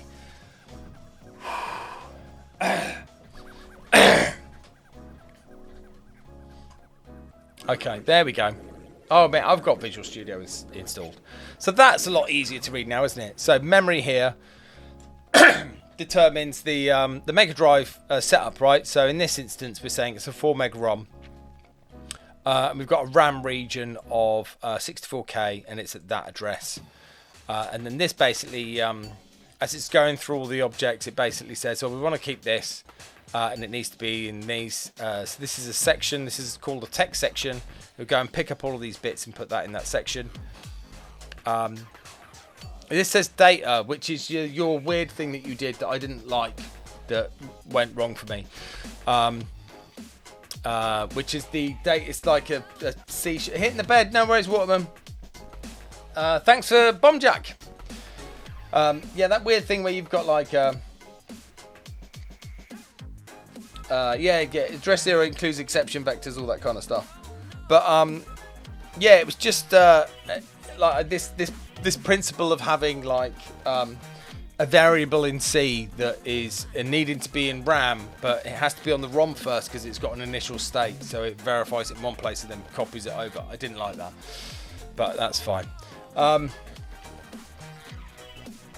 then a BSS section, which is actually the RAM. So there you go. So now I can do build GNU,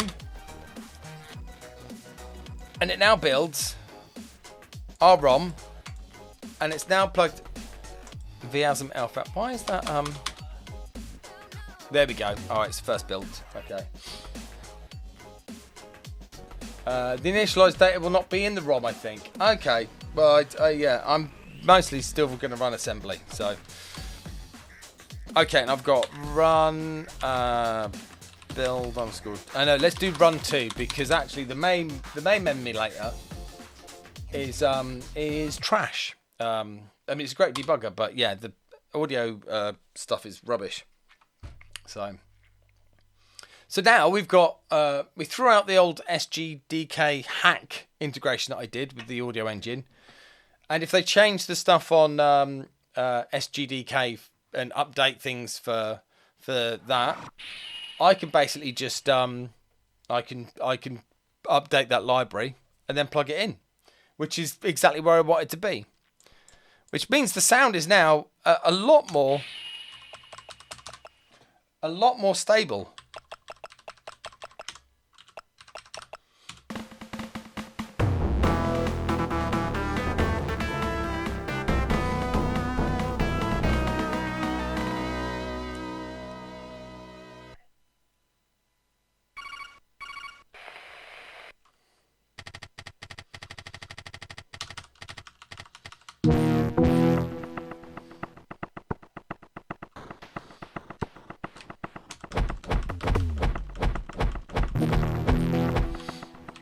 So yeah, we need to fix some stuff there, but yeah.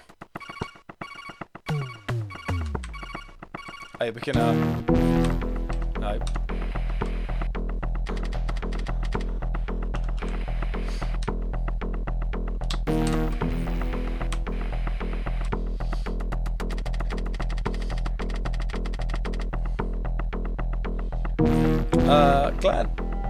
Glad it works, but I am I'm concerned any ASM SGDK and your ASM non-zero read-write data initializers not be available. Okay, that might be. I mean, you might be right. Nice to hear it being centered now. Yeah, I did play with that. It is basically, it's still a problem. if FM channel 6 pans to the left or the right, then all the sound effects still go there. I did some edits on the tune to stop it happening.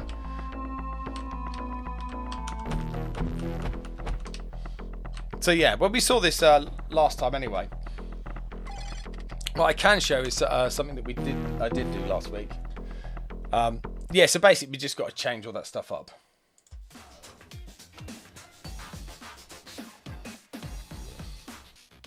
Yeah, I'll go and fix that later. Everything's working at the moment. It sounds like a linker problem for some other time, right? That's not a today Ian problem, is it? I've got stuff that works. Really cool progress. So let me just let's plug the constants. Yeah, where is that? Constants. Yeah. Okay. Now this won't be right because like parts are missing still. Oh, thank you, Bitwise Brains. Right, let's where's the debug shortcut? Right. Okay, and I'll build the GNU. Yeah.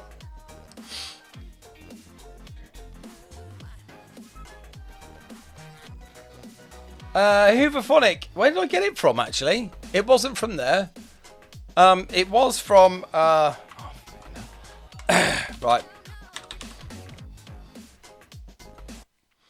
Right, it might be a bit quiet actually. Run 2, sorry. There we go.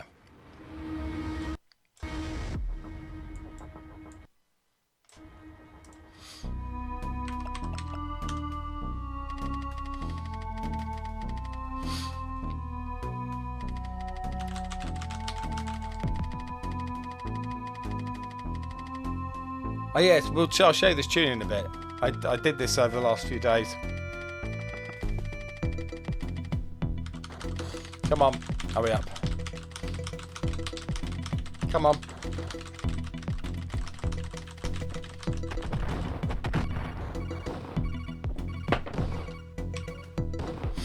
I can't release. We have talked about it. We might do like a super short run of them, like 20 or 30 maybe. Just waiting for Peter to like put his finger out of his ass. Yeah, it did. It fixed a bunch of them. There was all sorts of stuff that was wrong. This one needs fixing. Is that right? Oh, it does. Oh, that completely shuts out. Oh, there we go. Switch to placeholder music 1.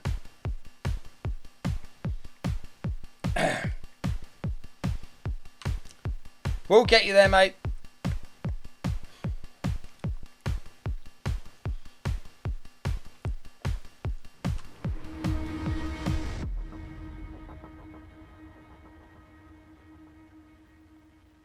So this is all like broken. So we can put, well, it's not broken, but it's there's stuff that needs to be, content needs to be finished.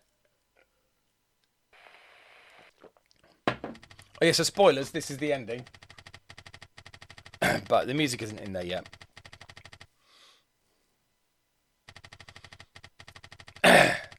Francis, mate, how can you say that? It's got 68,000 in it. Grid point, mate. No worries, mate. See you later.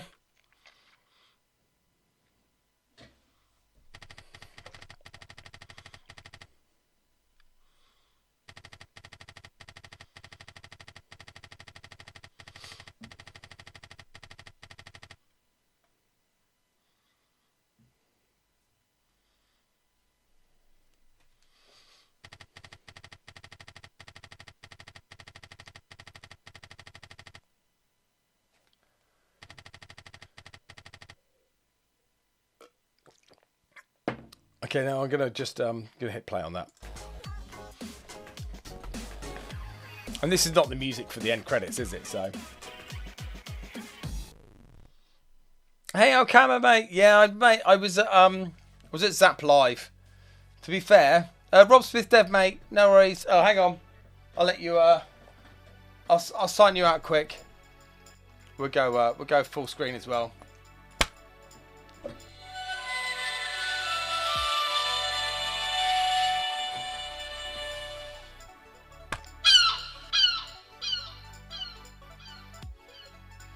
Yeah, I ain't touching that again in case it does the Rick Astley one. So, Oh no, desktop, isn't it? Desktop. Come on, where are you, Ian? Press the right button. Everyone's missing the ending. There we go.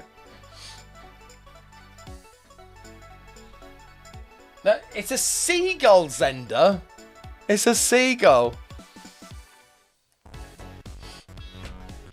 So still, there was an issue with this where the first few characters were blocking the background. I want to see if it's still doing it. It is not a cat. That is not a cat. You'll steal your chips. NE7, that's a different conversation.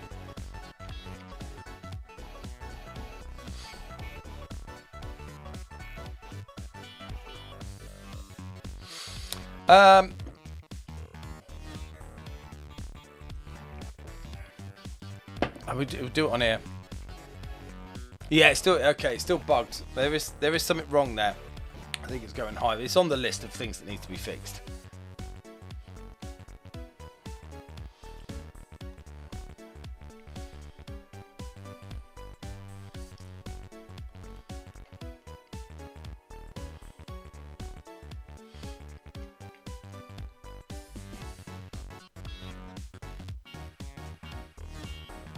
JD Boyd, a cat will steal your chips as well. Yeah. I think the SNES is like it's quite a powerful 6502, but it's still a 6502. That makes it a bit annoying to do things like 16-bit and 32-bit maths, right?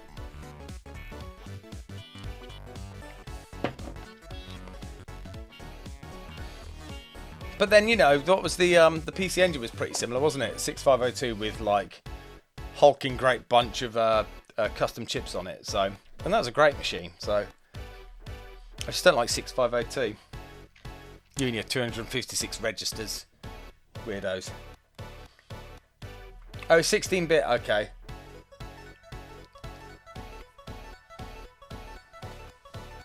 So we're just running a test here of the ending.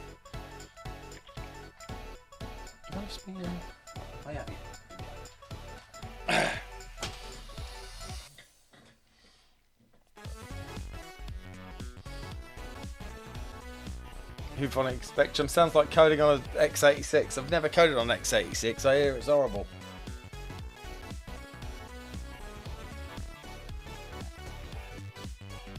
Ah, 32X. What a...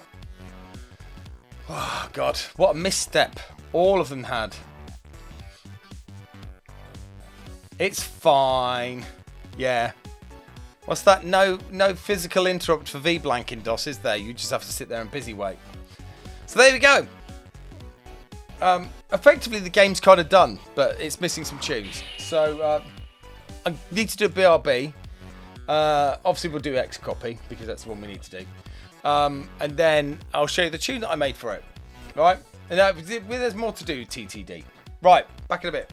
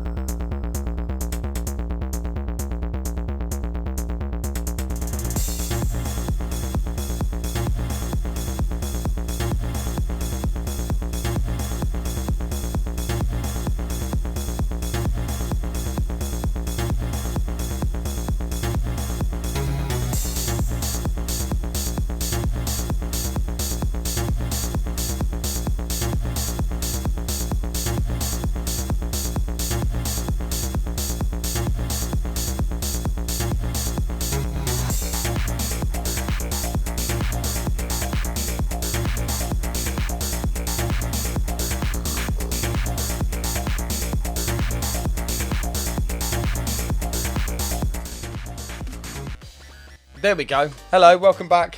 Hooverphonic, it does have a V-blank. DOS, you can V-blank to the card, but you can't, it's not an interrupt. It's not reliable enough to have an interrupt. So you kind of have to busy wait for it, or you can fire a timer and hope that it's timed exactly right with the V-blank of that graphics card. I spoke to Ferris about this when he was looking at DOS stuff. It sounds like a shit show, if I'm honest.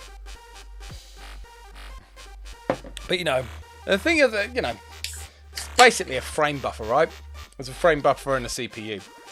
There's no interesting hardware in there, which is the thing that kind of puts me off.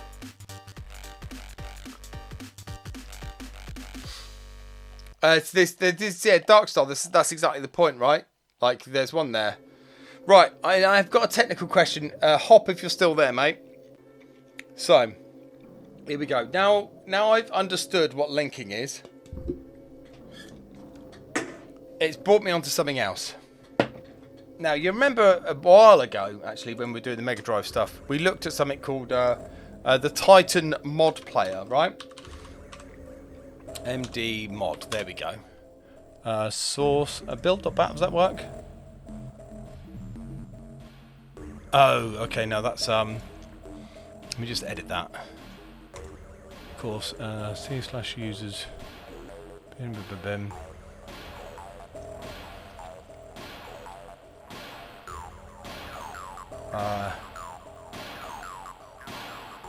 Why is that failed like that? Hang on.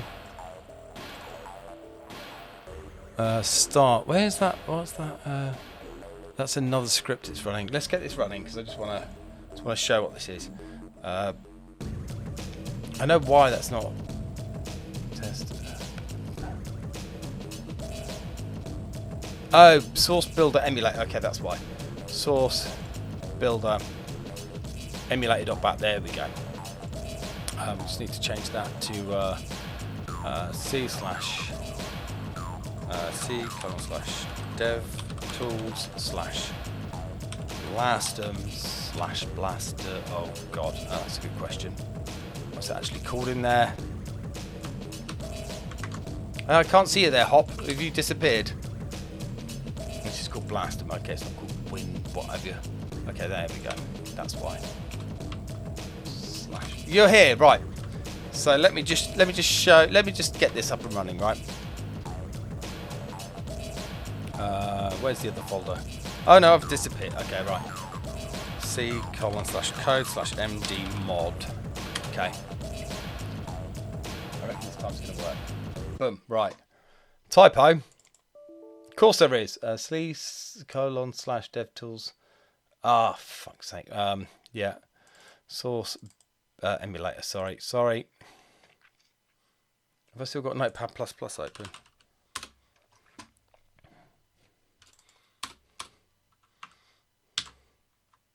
That's it, innit?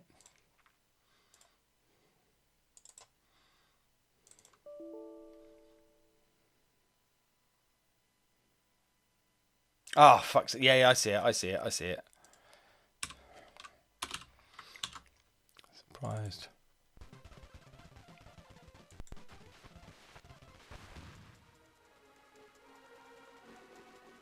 Okay, that didn't work very well, did it? What was wrong with that? Okay.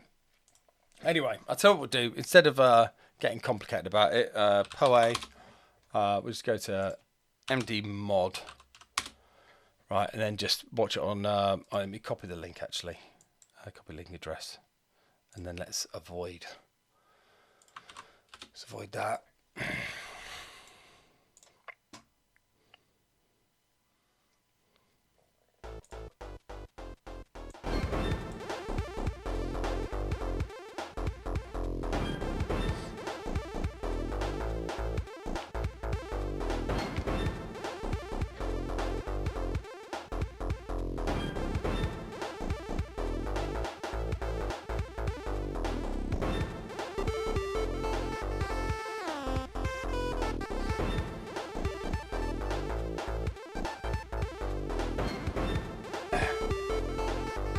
I've got to say, Hop, I don't like smooth tracker scrolling. It's very off-putting. No. No. No. No, no.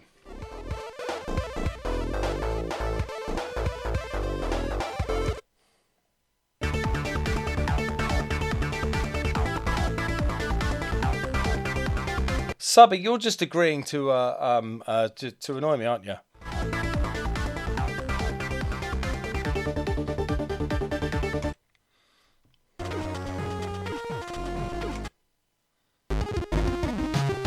Oh, you...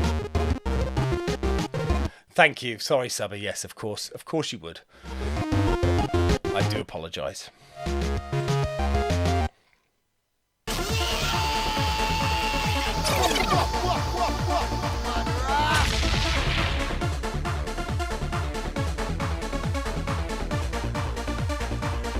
I mean, to be fair, mate, that is the best pull-up you've ever done. This is perfect. This is by NE7. It's called Beat This Megamix. And we're going to watch it right now and listen to it from end to end. I am.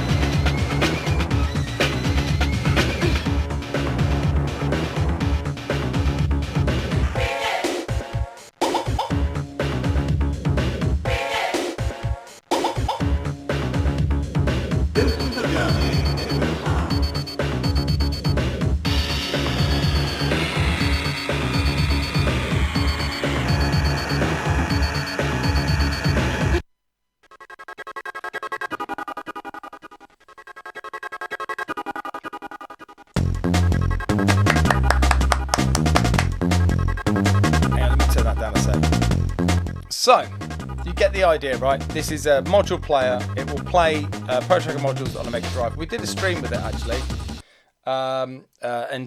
Yeah, it looked like it was going to be good, right? So, turn that down a bit. There we go. Right, so, here is the issue, right? So, Kabuto, who built the system, sent me all the source code for it, right? So, source player, right? The problem is, this is the syntax, right?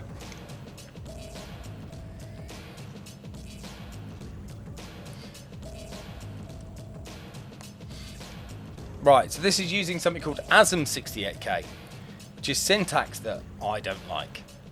And in fact, I cannot, oh, well, I can build it individually. You can see where I'm going with this, right, Hop? So, with my newfound knowledge of linking, surely I should be able to wrap this code up in this dialect of 68K, right? And expose what I need to expose and reference what I need to reference. And build that as an object. And then drop that into the project, right? Without having to change all the assembly source code into something else, right?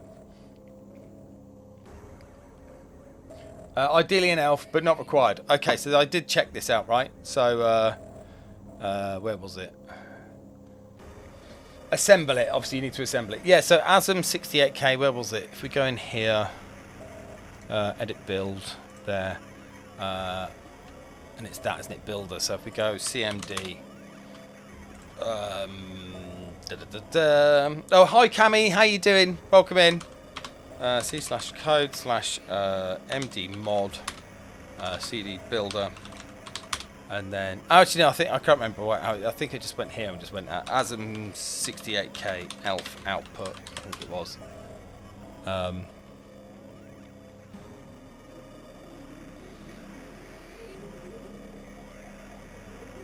Okay, that's God. Google's rubbish these days, isn't it?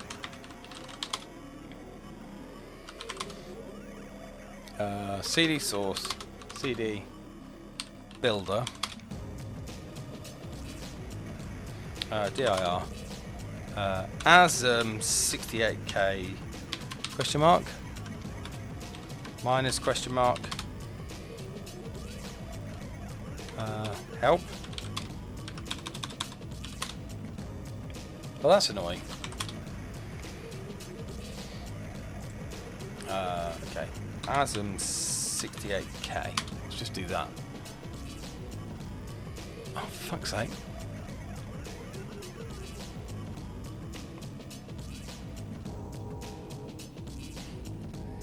Minus. Oh, that's a good shout. Nope.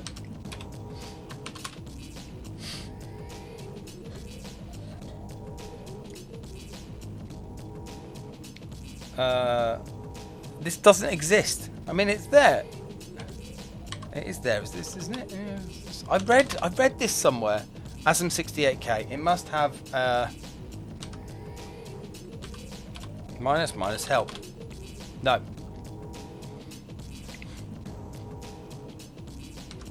Oh, unless we just do. Oh, there we go.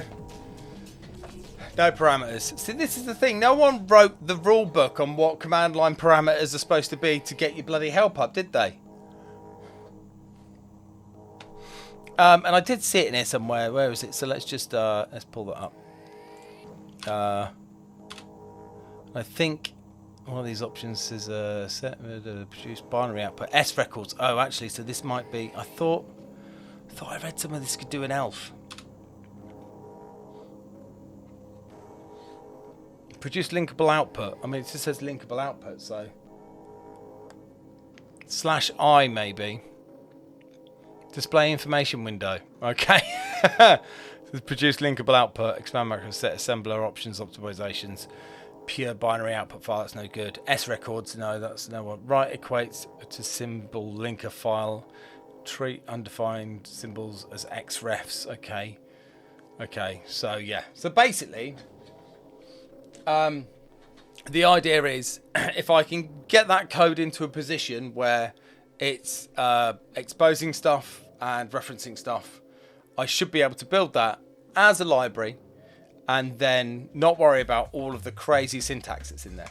This is what I wanted to get to today, really. So,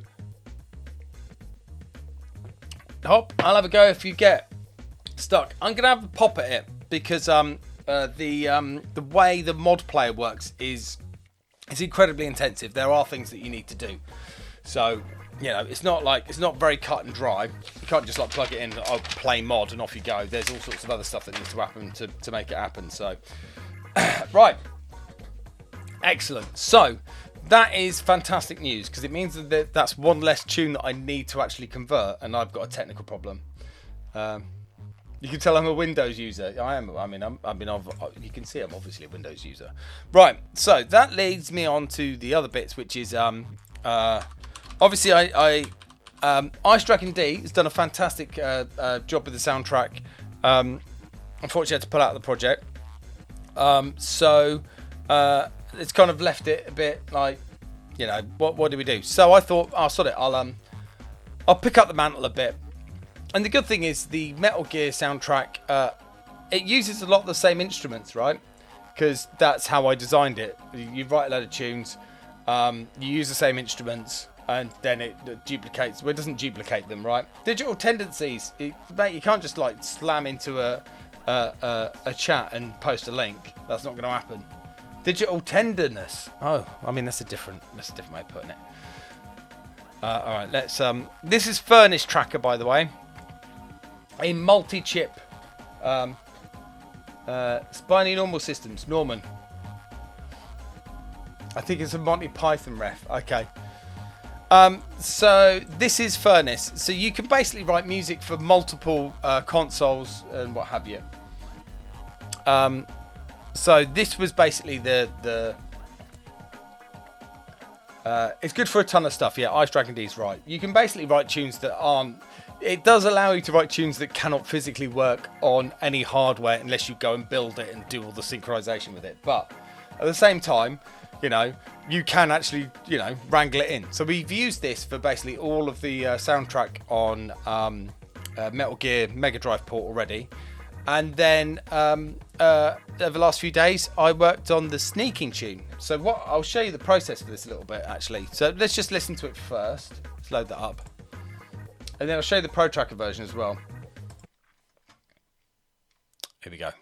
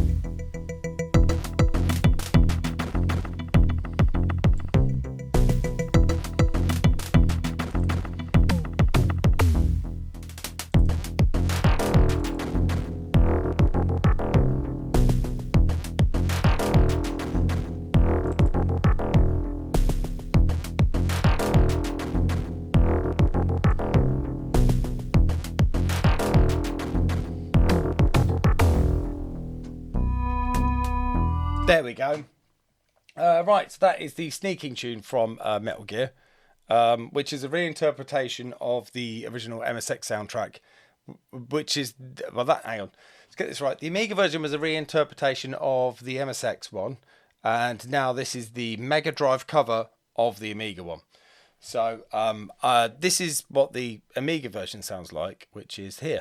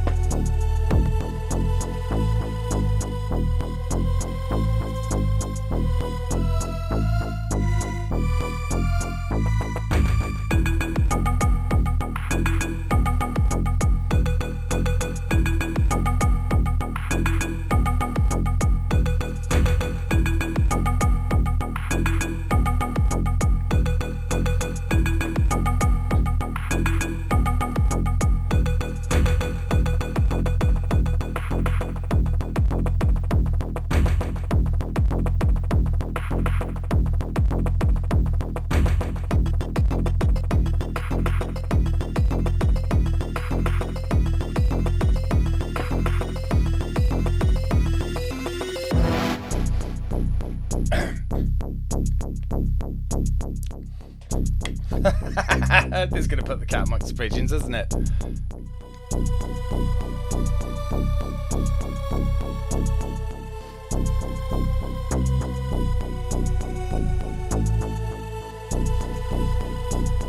We're going to have to hit the whole thing now so we've got a full comparison, right?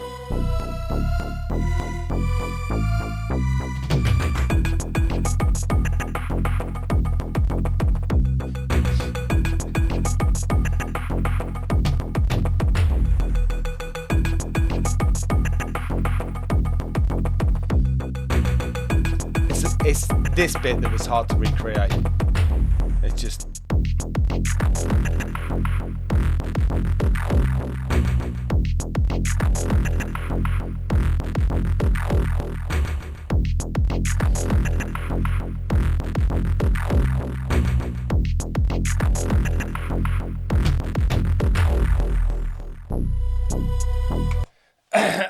well, this basically is Amiga giving its pro tracker. Yes, yeah, of course it is.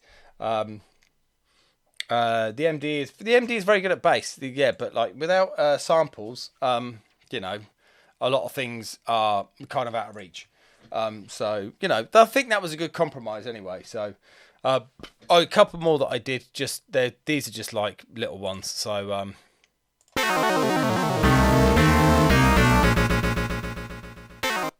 So game over, and then game over part 2, which is just yeah,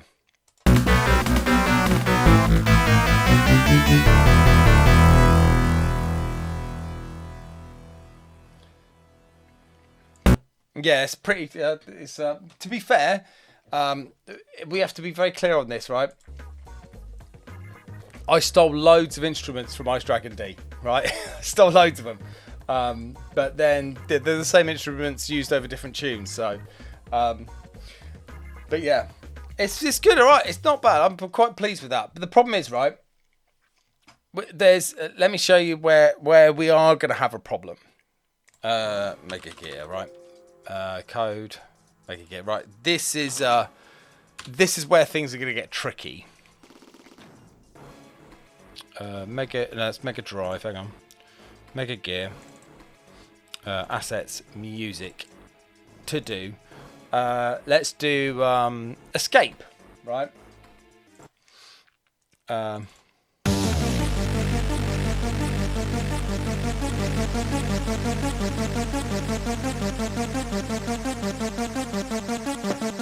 scared of this one.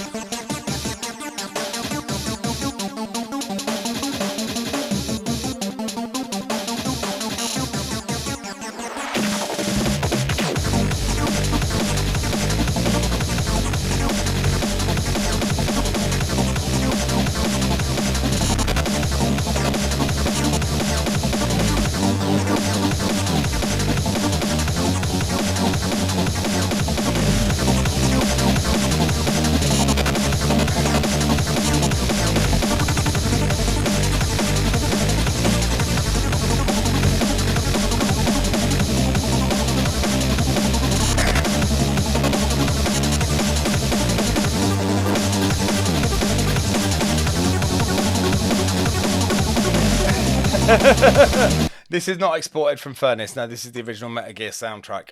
So it's also stuff like this. Is it this one?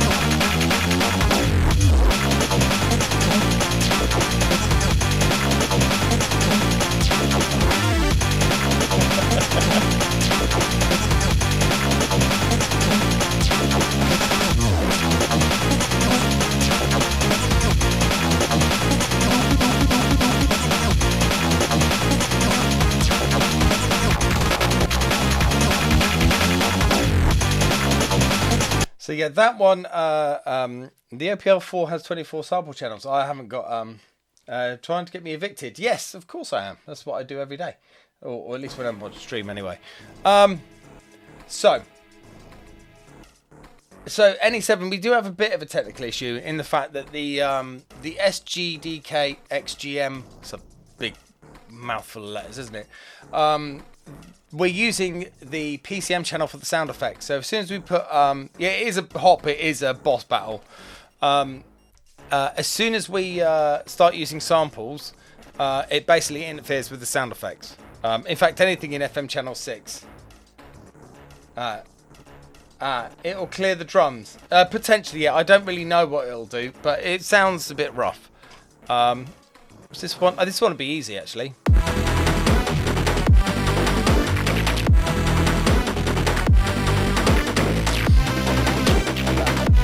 So that one will be easy. This is one. So this is the one that I have earmarked for the mod player. We could sacrifice sound effects if it means getting an amen break in there. Usually I would say yes, but having played games and made games, no. So this is the reason why I want the mod player in, because the ending that you saw earlier is really low on CPU usage. I can optimize it as well further. But this would be really tricky, I think.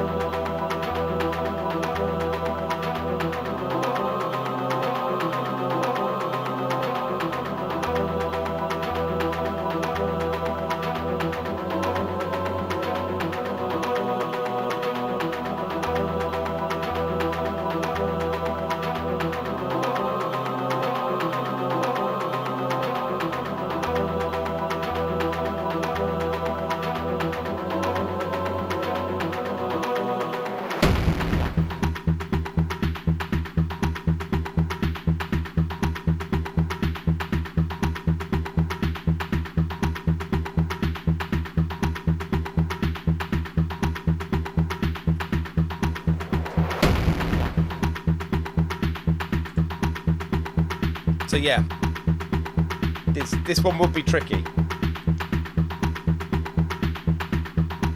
So I think the technical challenge of building a different syntax of 68,000 into a module and then using the linker system that Hopper's made to be able to just drop that into the ROM is probably easier than trying to replicate that on a Mega Drive. I don't know. What do you think? That'd be a lot easier, wouldn't it? That's technical issues that I have got friends that can help me with, right? That's sound design issues. they're far more complicated than you know, linker issues, right? So did Titan write a mod player for their Genesis demo? Not for the demo. They just wrote a mod player for, well, it was for a music disc. I don't think they used it in the demo, did they? Not an actual demo, because the mod player takes like 90% of the CPU time.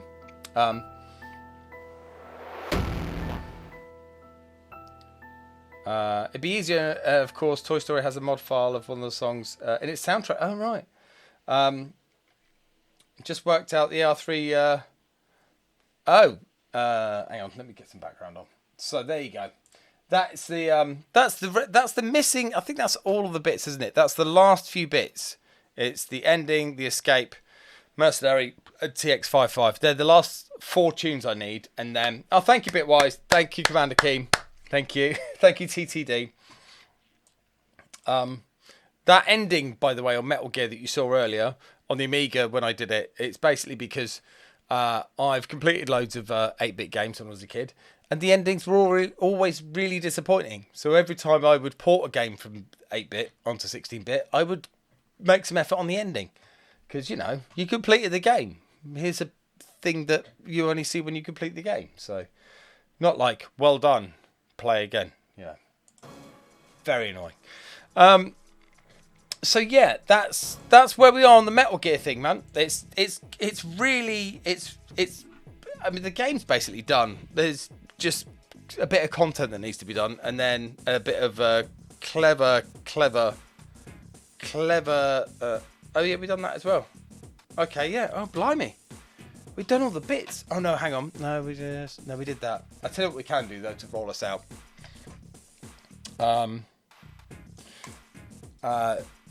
Actually, we go back to Pro Track. What is that? Come on. Oh, that's interesting. Why is that?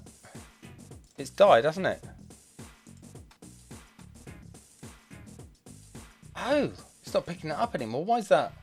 Hang on. There we go. I'm still here, don't worry.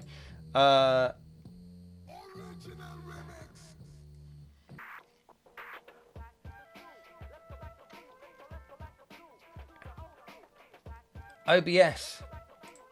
Hang on. Yeah, I know. My eyes, the goggles do nothing. I know. No. I was trying to fix it, you lot.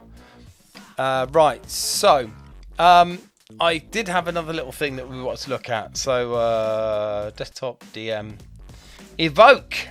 Now I couldn't go to Evoke this year because it collided with Zap Live, and at Zap Live I spent most of the weekend drinking with Jeff Minter. So you know, it's a great weekend. I had a great time. So Bitwise, did I go there to promote Seekanoid? No, I went there. There must have been a battle. No, mate, it was fine. I mean, I tapped out like about an hour before everyone else, but I wasn't that far behind. But yeah, Jeff's amazing. So I wasn't there last year, no. But I didn't go there to promote anything. I went there because my mate Gareth was going, and he said Jeff was going, and you should meet him. So Gareth is the guy who is the original developer of Seekanoid, and we're really good mates. So yeah, we just went there and basically just spent the weekend. No, there's loads of stuff there. It was great. It was really good actually. Oh, Nibs. Oh, it was good fun, man. It was a great weekend. I've got a beautiful little tidbit from the weekend though. I did bump into Peter Clark, right? Legendary C64 composer. So you know Ocean Loader 3, the one that everyone says that they hate, which is incorrect because it's actually the best Ocean Loader. I will die on that hill. I heard from him. He was just there. It is ace, right? When he wrote it, he called it Ocean Dries Up. and yeah, apparently management weren't that happy about that. Ocean Dries Up. What a name. Oh man. Yeah, apparently the Ocean lot are yeah, they're a good lot. So yeah. If you can get down to Zap Live, it's great. Anyway, so we were gonna do DM Evoke. So Evoke had I wasn't at Evoke obviously, but they had a tracked music drum and bass competition. So I thought we could have a little look at those rather than run some demos. So run out of demos, and why not? Let's do Punked and Amplified by Trius for Evoke. If we can press the button.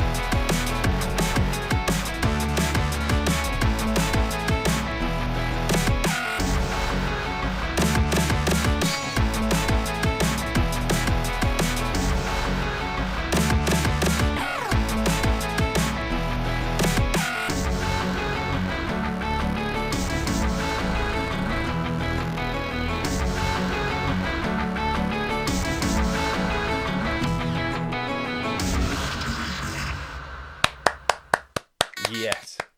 What's that doing there? I'd imagine myself playing that in a PT1210 set, if I'm honest. That's really good. It's probably one of the best tunes I've heard Trius do, man. Really good, really good. Punked and Amplified by Trius for Evoke. We'll go for Tio next, my boy. A tune called Sunshine.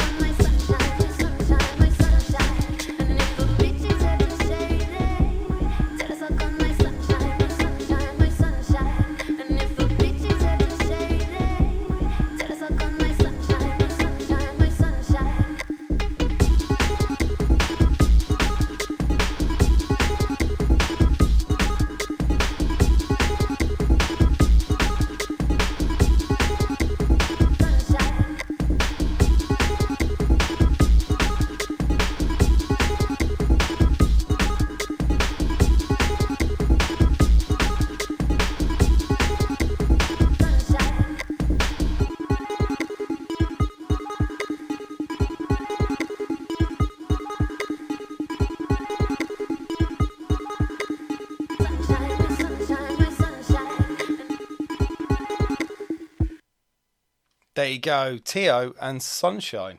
That was, let's give that a... Oh, hang on. No, that's working. It's just my OBS gets really laggy at this point. Stuck it on facepalm. Good one, that was nice, wasn't it? This one's Subtract. Oh, here we go.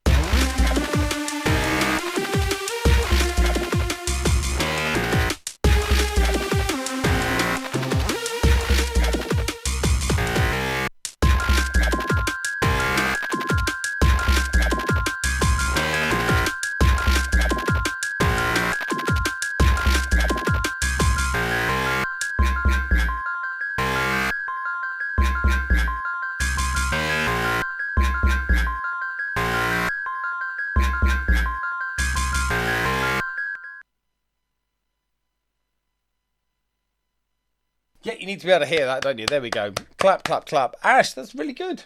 I like that. That was banging. Now, we've got one from a musician legend. I mean, his beard, his goatee's very legendary. It's Danko, a Fairlight.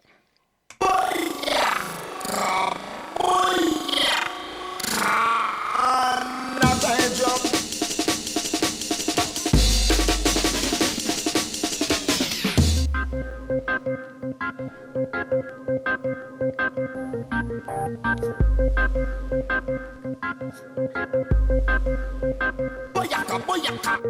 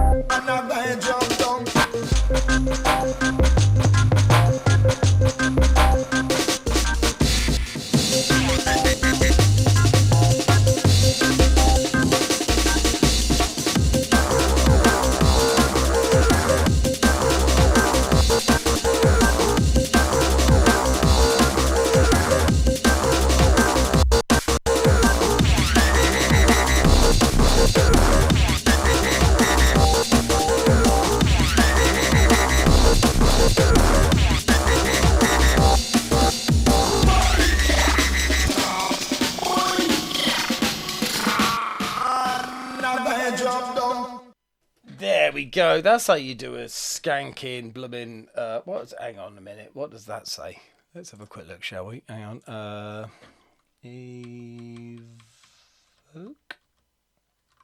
Evoke. There we go. There we go. I think that's the last. Is that the last of the Pro Tracker ones? It is. That's really a shame. So we're gonna have to do. Oh no, hang on. We've got dollar base kebab.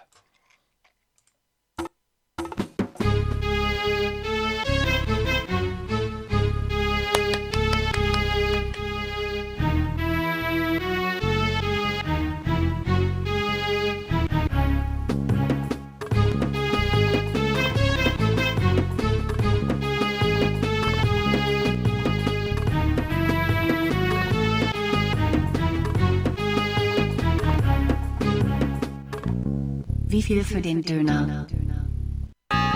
Döner. Wie viel?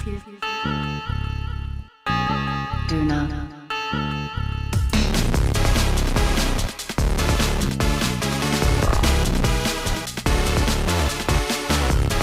Wie viel? Döner.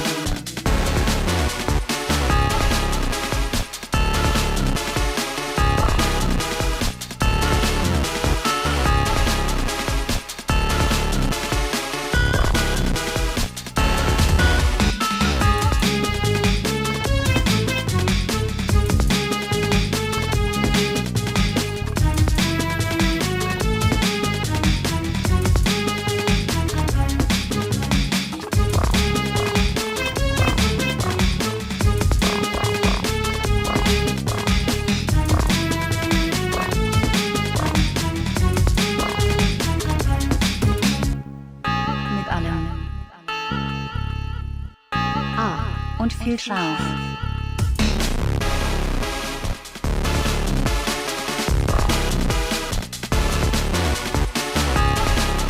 Mit allem.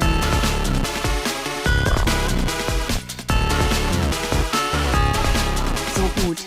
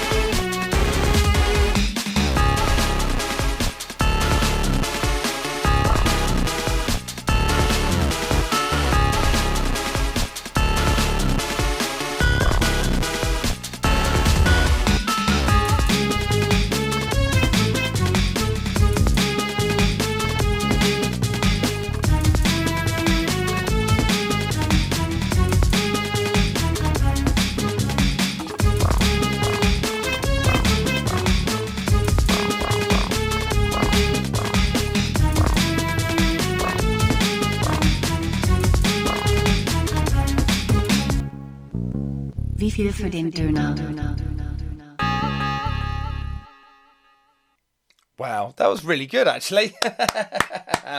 Oh, let's give that a big round of applause. I like that; it's really good. Okay, that's the last of the Pro Tracker. We're gonna have to do the winning tune, right? Because it won, and I want to hear what it sounds like. So, hang on. Let me get this set up right. Right. Oh, that wasn't right. Yeah, we need to see what's going on, right? So I want that viz as mod pattern display. Oh, it fits. Okay.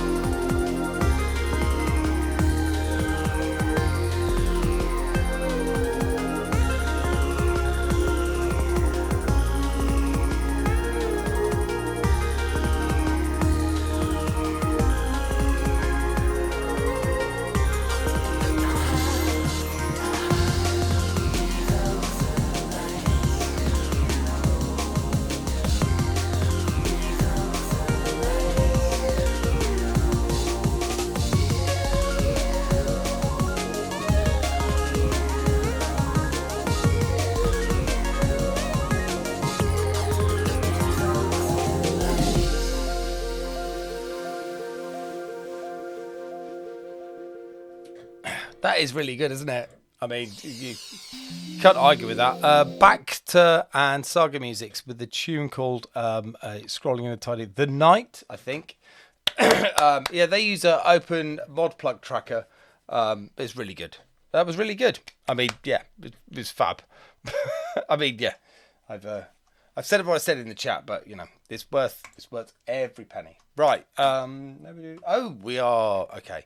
So seeing as we're doing the drum and bass flex, we'll do one little more, shall we? Hang on. Not from the compo, just you know what I'm like. There. Doing over hours. No, just a little bit. Boom, boom, boom. Should put that in there. No.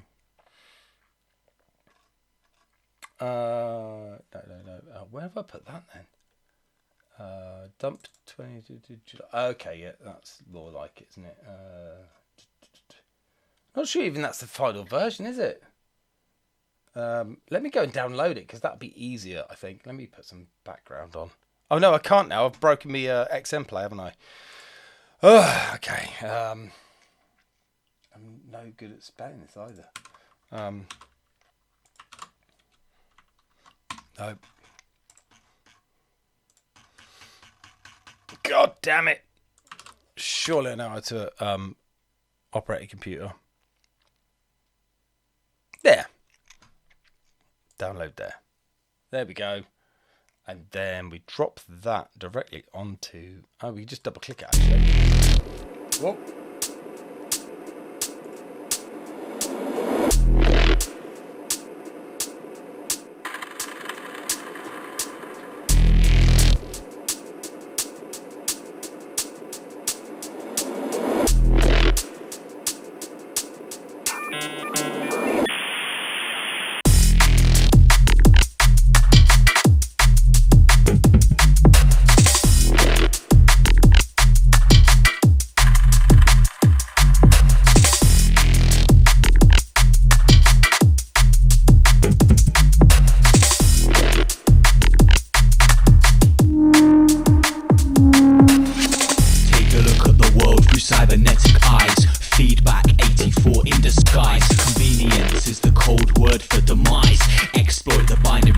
Of you and I. Now when you're searching Google, it's really searching you. Learning and earning from our digital value. Hold your search history in the name of security. Notion of privacy fades into obscurity. Main aim, infiltrate the mainframe and stop bugs in your brain box and bots in the raindrops. Heads nod with pulsing fiber optics, farming and feeding. There's no off switch, losing our identity through AI inventions. The state of their face, a surveillance complexion.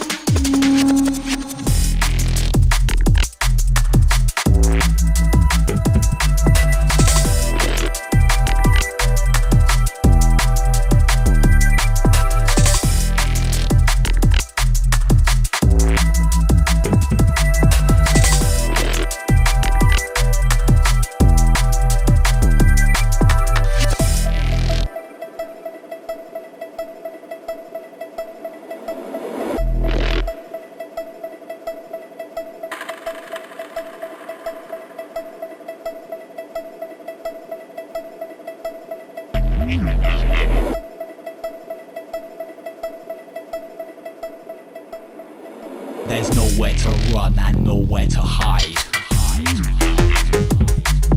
Forever in the sight of the all-seeing eye. Goggles in the night, drones in the sky. You must strive to be part of the hype. They're always watching you.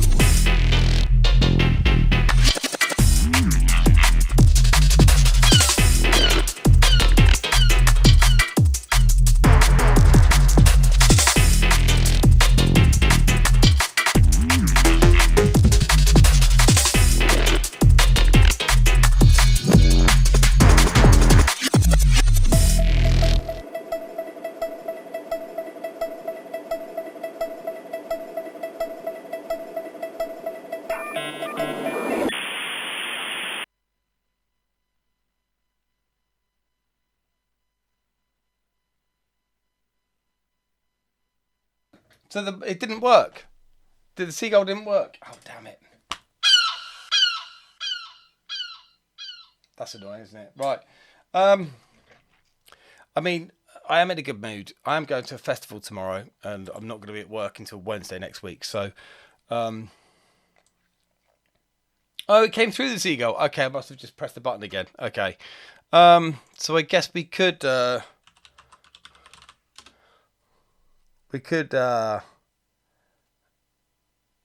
does that not say forecast?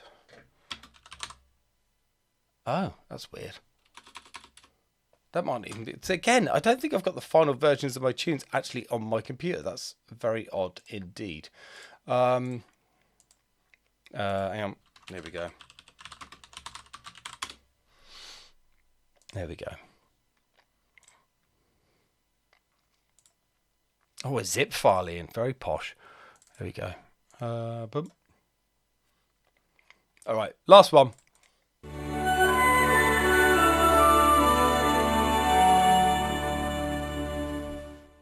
Now on BBC Radio 4, it's time for the shipping forecast issued by the Met Office.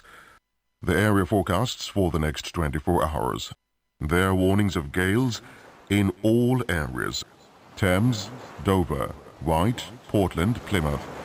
South 5 or 6 veering west or southwest 7 to severe gale 9, increasing storm 10 or violent storm 11 for a time. Rain, then squally showers. Moderate, occasionally cool.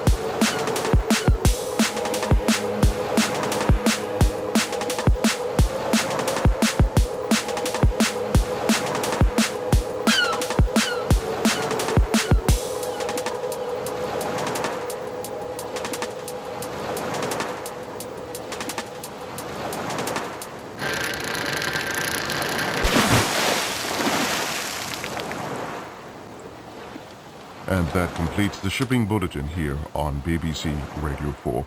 On behalf of all of us, I'm Neil Nunes wishing for you a very safe and pleasant night. Good night. What's it called? Neo Color, that is a great tune, but we've played that loads. What's Subby's latest tune called? August 24th. Is it Defy It? Defy It. Oh, is it? Oh my God! Did you put this in for the?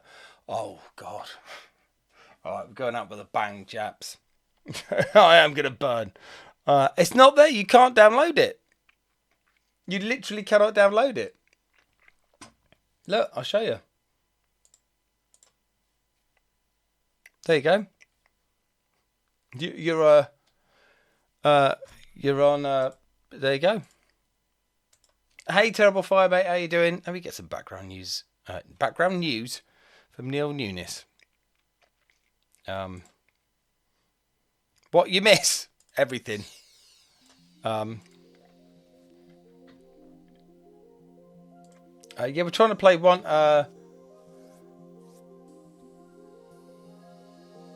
Yeah, but have you got a copy of it, mate? Can you send it to me? I will play your Gabba tune. Oh yeah, we did a load of recap on the Mega Drive port of Metal Gear.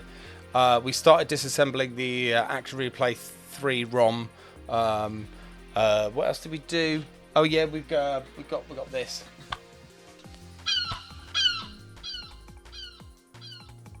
Yeah, you know. Am I on Discord? Yeah, I am. Come on, Subby. How do I get your tune then?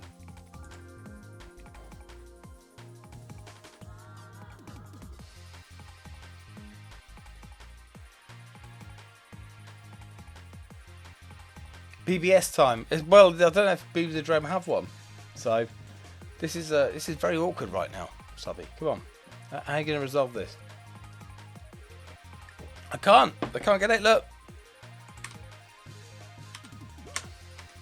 It's not there.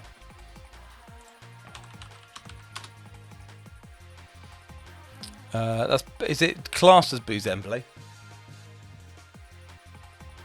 But it's Boozerdrome. So is that a party though? There you are. Beautiful.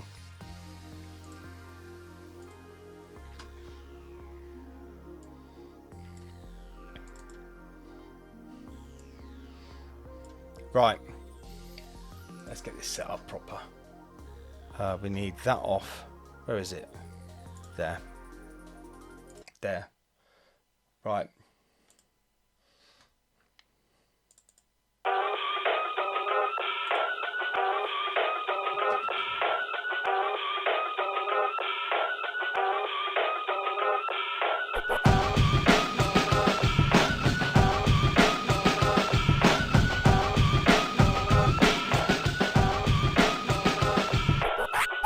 Try it, you might cause a riot. With the radio on play, the underground will supply it. I'm an MC pirate, this loud, not quiet. Radical as they make a rule, I'll be fired. Ban me, try it, you might cause a riot. With the radio on play, the underground will supply it. I'm an MC pirate, this loud, not quiet. Radical as they make a rule, I'll be fired. To make a rule, I'll be fired. To make a rule, I'll be fired. To make a rule, I'll be fired. Break this motherfucker up. Try it, you might cause a riot. With the radio on play, the underground will supply it. I'm an MC pirate, this loud, not quiet. Radical as they make a rule, I'll be fired. Then try it, you might cause a riot. With the radio on play, the underground will supply it. I'm an MC pirate, this loud, not quiet.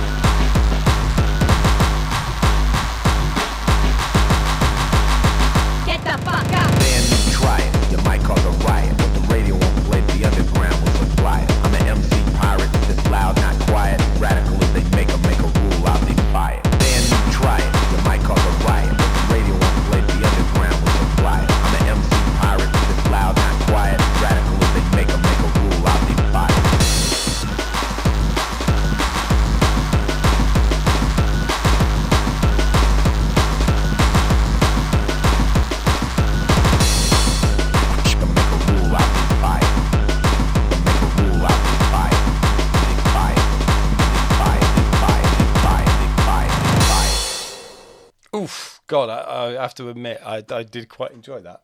That was great. Oh, man. That's iced tea on the vocal sample, isn't it? It's got to be, right? I'm pretty sure that's right. Subby will confirm. Let me just put some background music on. Whilst I sort out where we are going. That way, please. Thank you. And then, yep. There we go. That was quality, Subby. I like that. Yeah, I was right. It was iced tea. Brilliant. Yeah. I like the earlier stages of Gabba before it got above 200 BPM. And they used to put break beats and Gabba kicks and hip hop vocals in. It's good stuff. Yeah. So yeah, that's it. We're done. Subby, Commander Keen. Lovely to see you, Subby, man. Commander Keen, Alcama, NE7.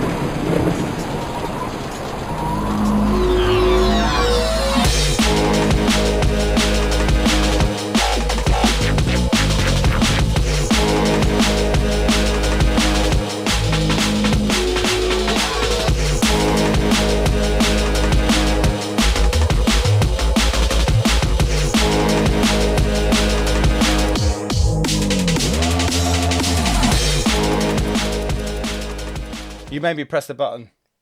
US Gold present from Sega.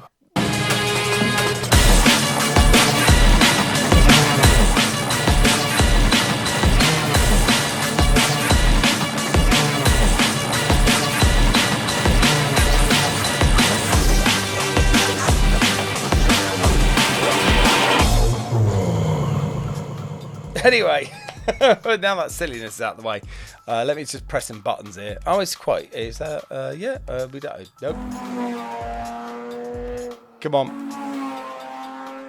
TTD. Thanks very much, mate. Commander Keen, UK Gamer, Curl, Neversoft, NE7, obviously. JC1980. Hop.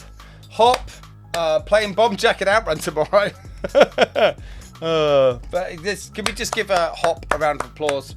Not only has he set me up with linkers, he's sorted me out on the disassembler this week. Just what? Let's give Hop a round of applause. What a guy! Yeah, definitely gets the clap. So, where do we press? There we go. No, yeah, there we go. Press that. You know where we're going, everyone. Mad Pew, Low Polysaurus, TTD, Subby, Bitwise Brains. It's Trifle. Nice, that's a great name, isn't it? Welcome. I don't think I've seen you before. Hooverphonic, I have, and Hop we have. There we go. Right, let's just get this set up. If you haven't followed Charlie Farr before, every Wednesday he plays new games on retro systems. He's brilliant. So he's trying to get me to knock, but no, we're just going to smash the door in, right? That's what we do here. Right. Let's start it. Charlie's great. So if you've not seen Charlie before, come on in. It's great. You'll love him. He's got the most fantastic accent ever. Low Polysaurus. Bombjack sent me. Yeah, that's it. That's what the raid message is. Bombjack sent me. Right. That's it. Let's do it. I'll see you all next week. Not on Monday because I'm going to a festival tomorrow, so I'm not going to be right on Monday. But I will see you on Wednesday. So yeah. See you all. Much love. Bye-bye.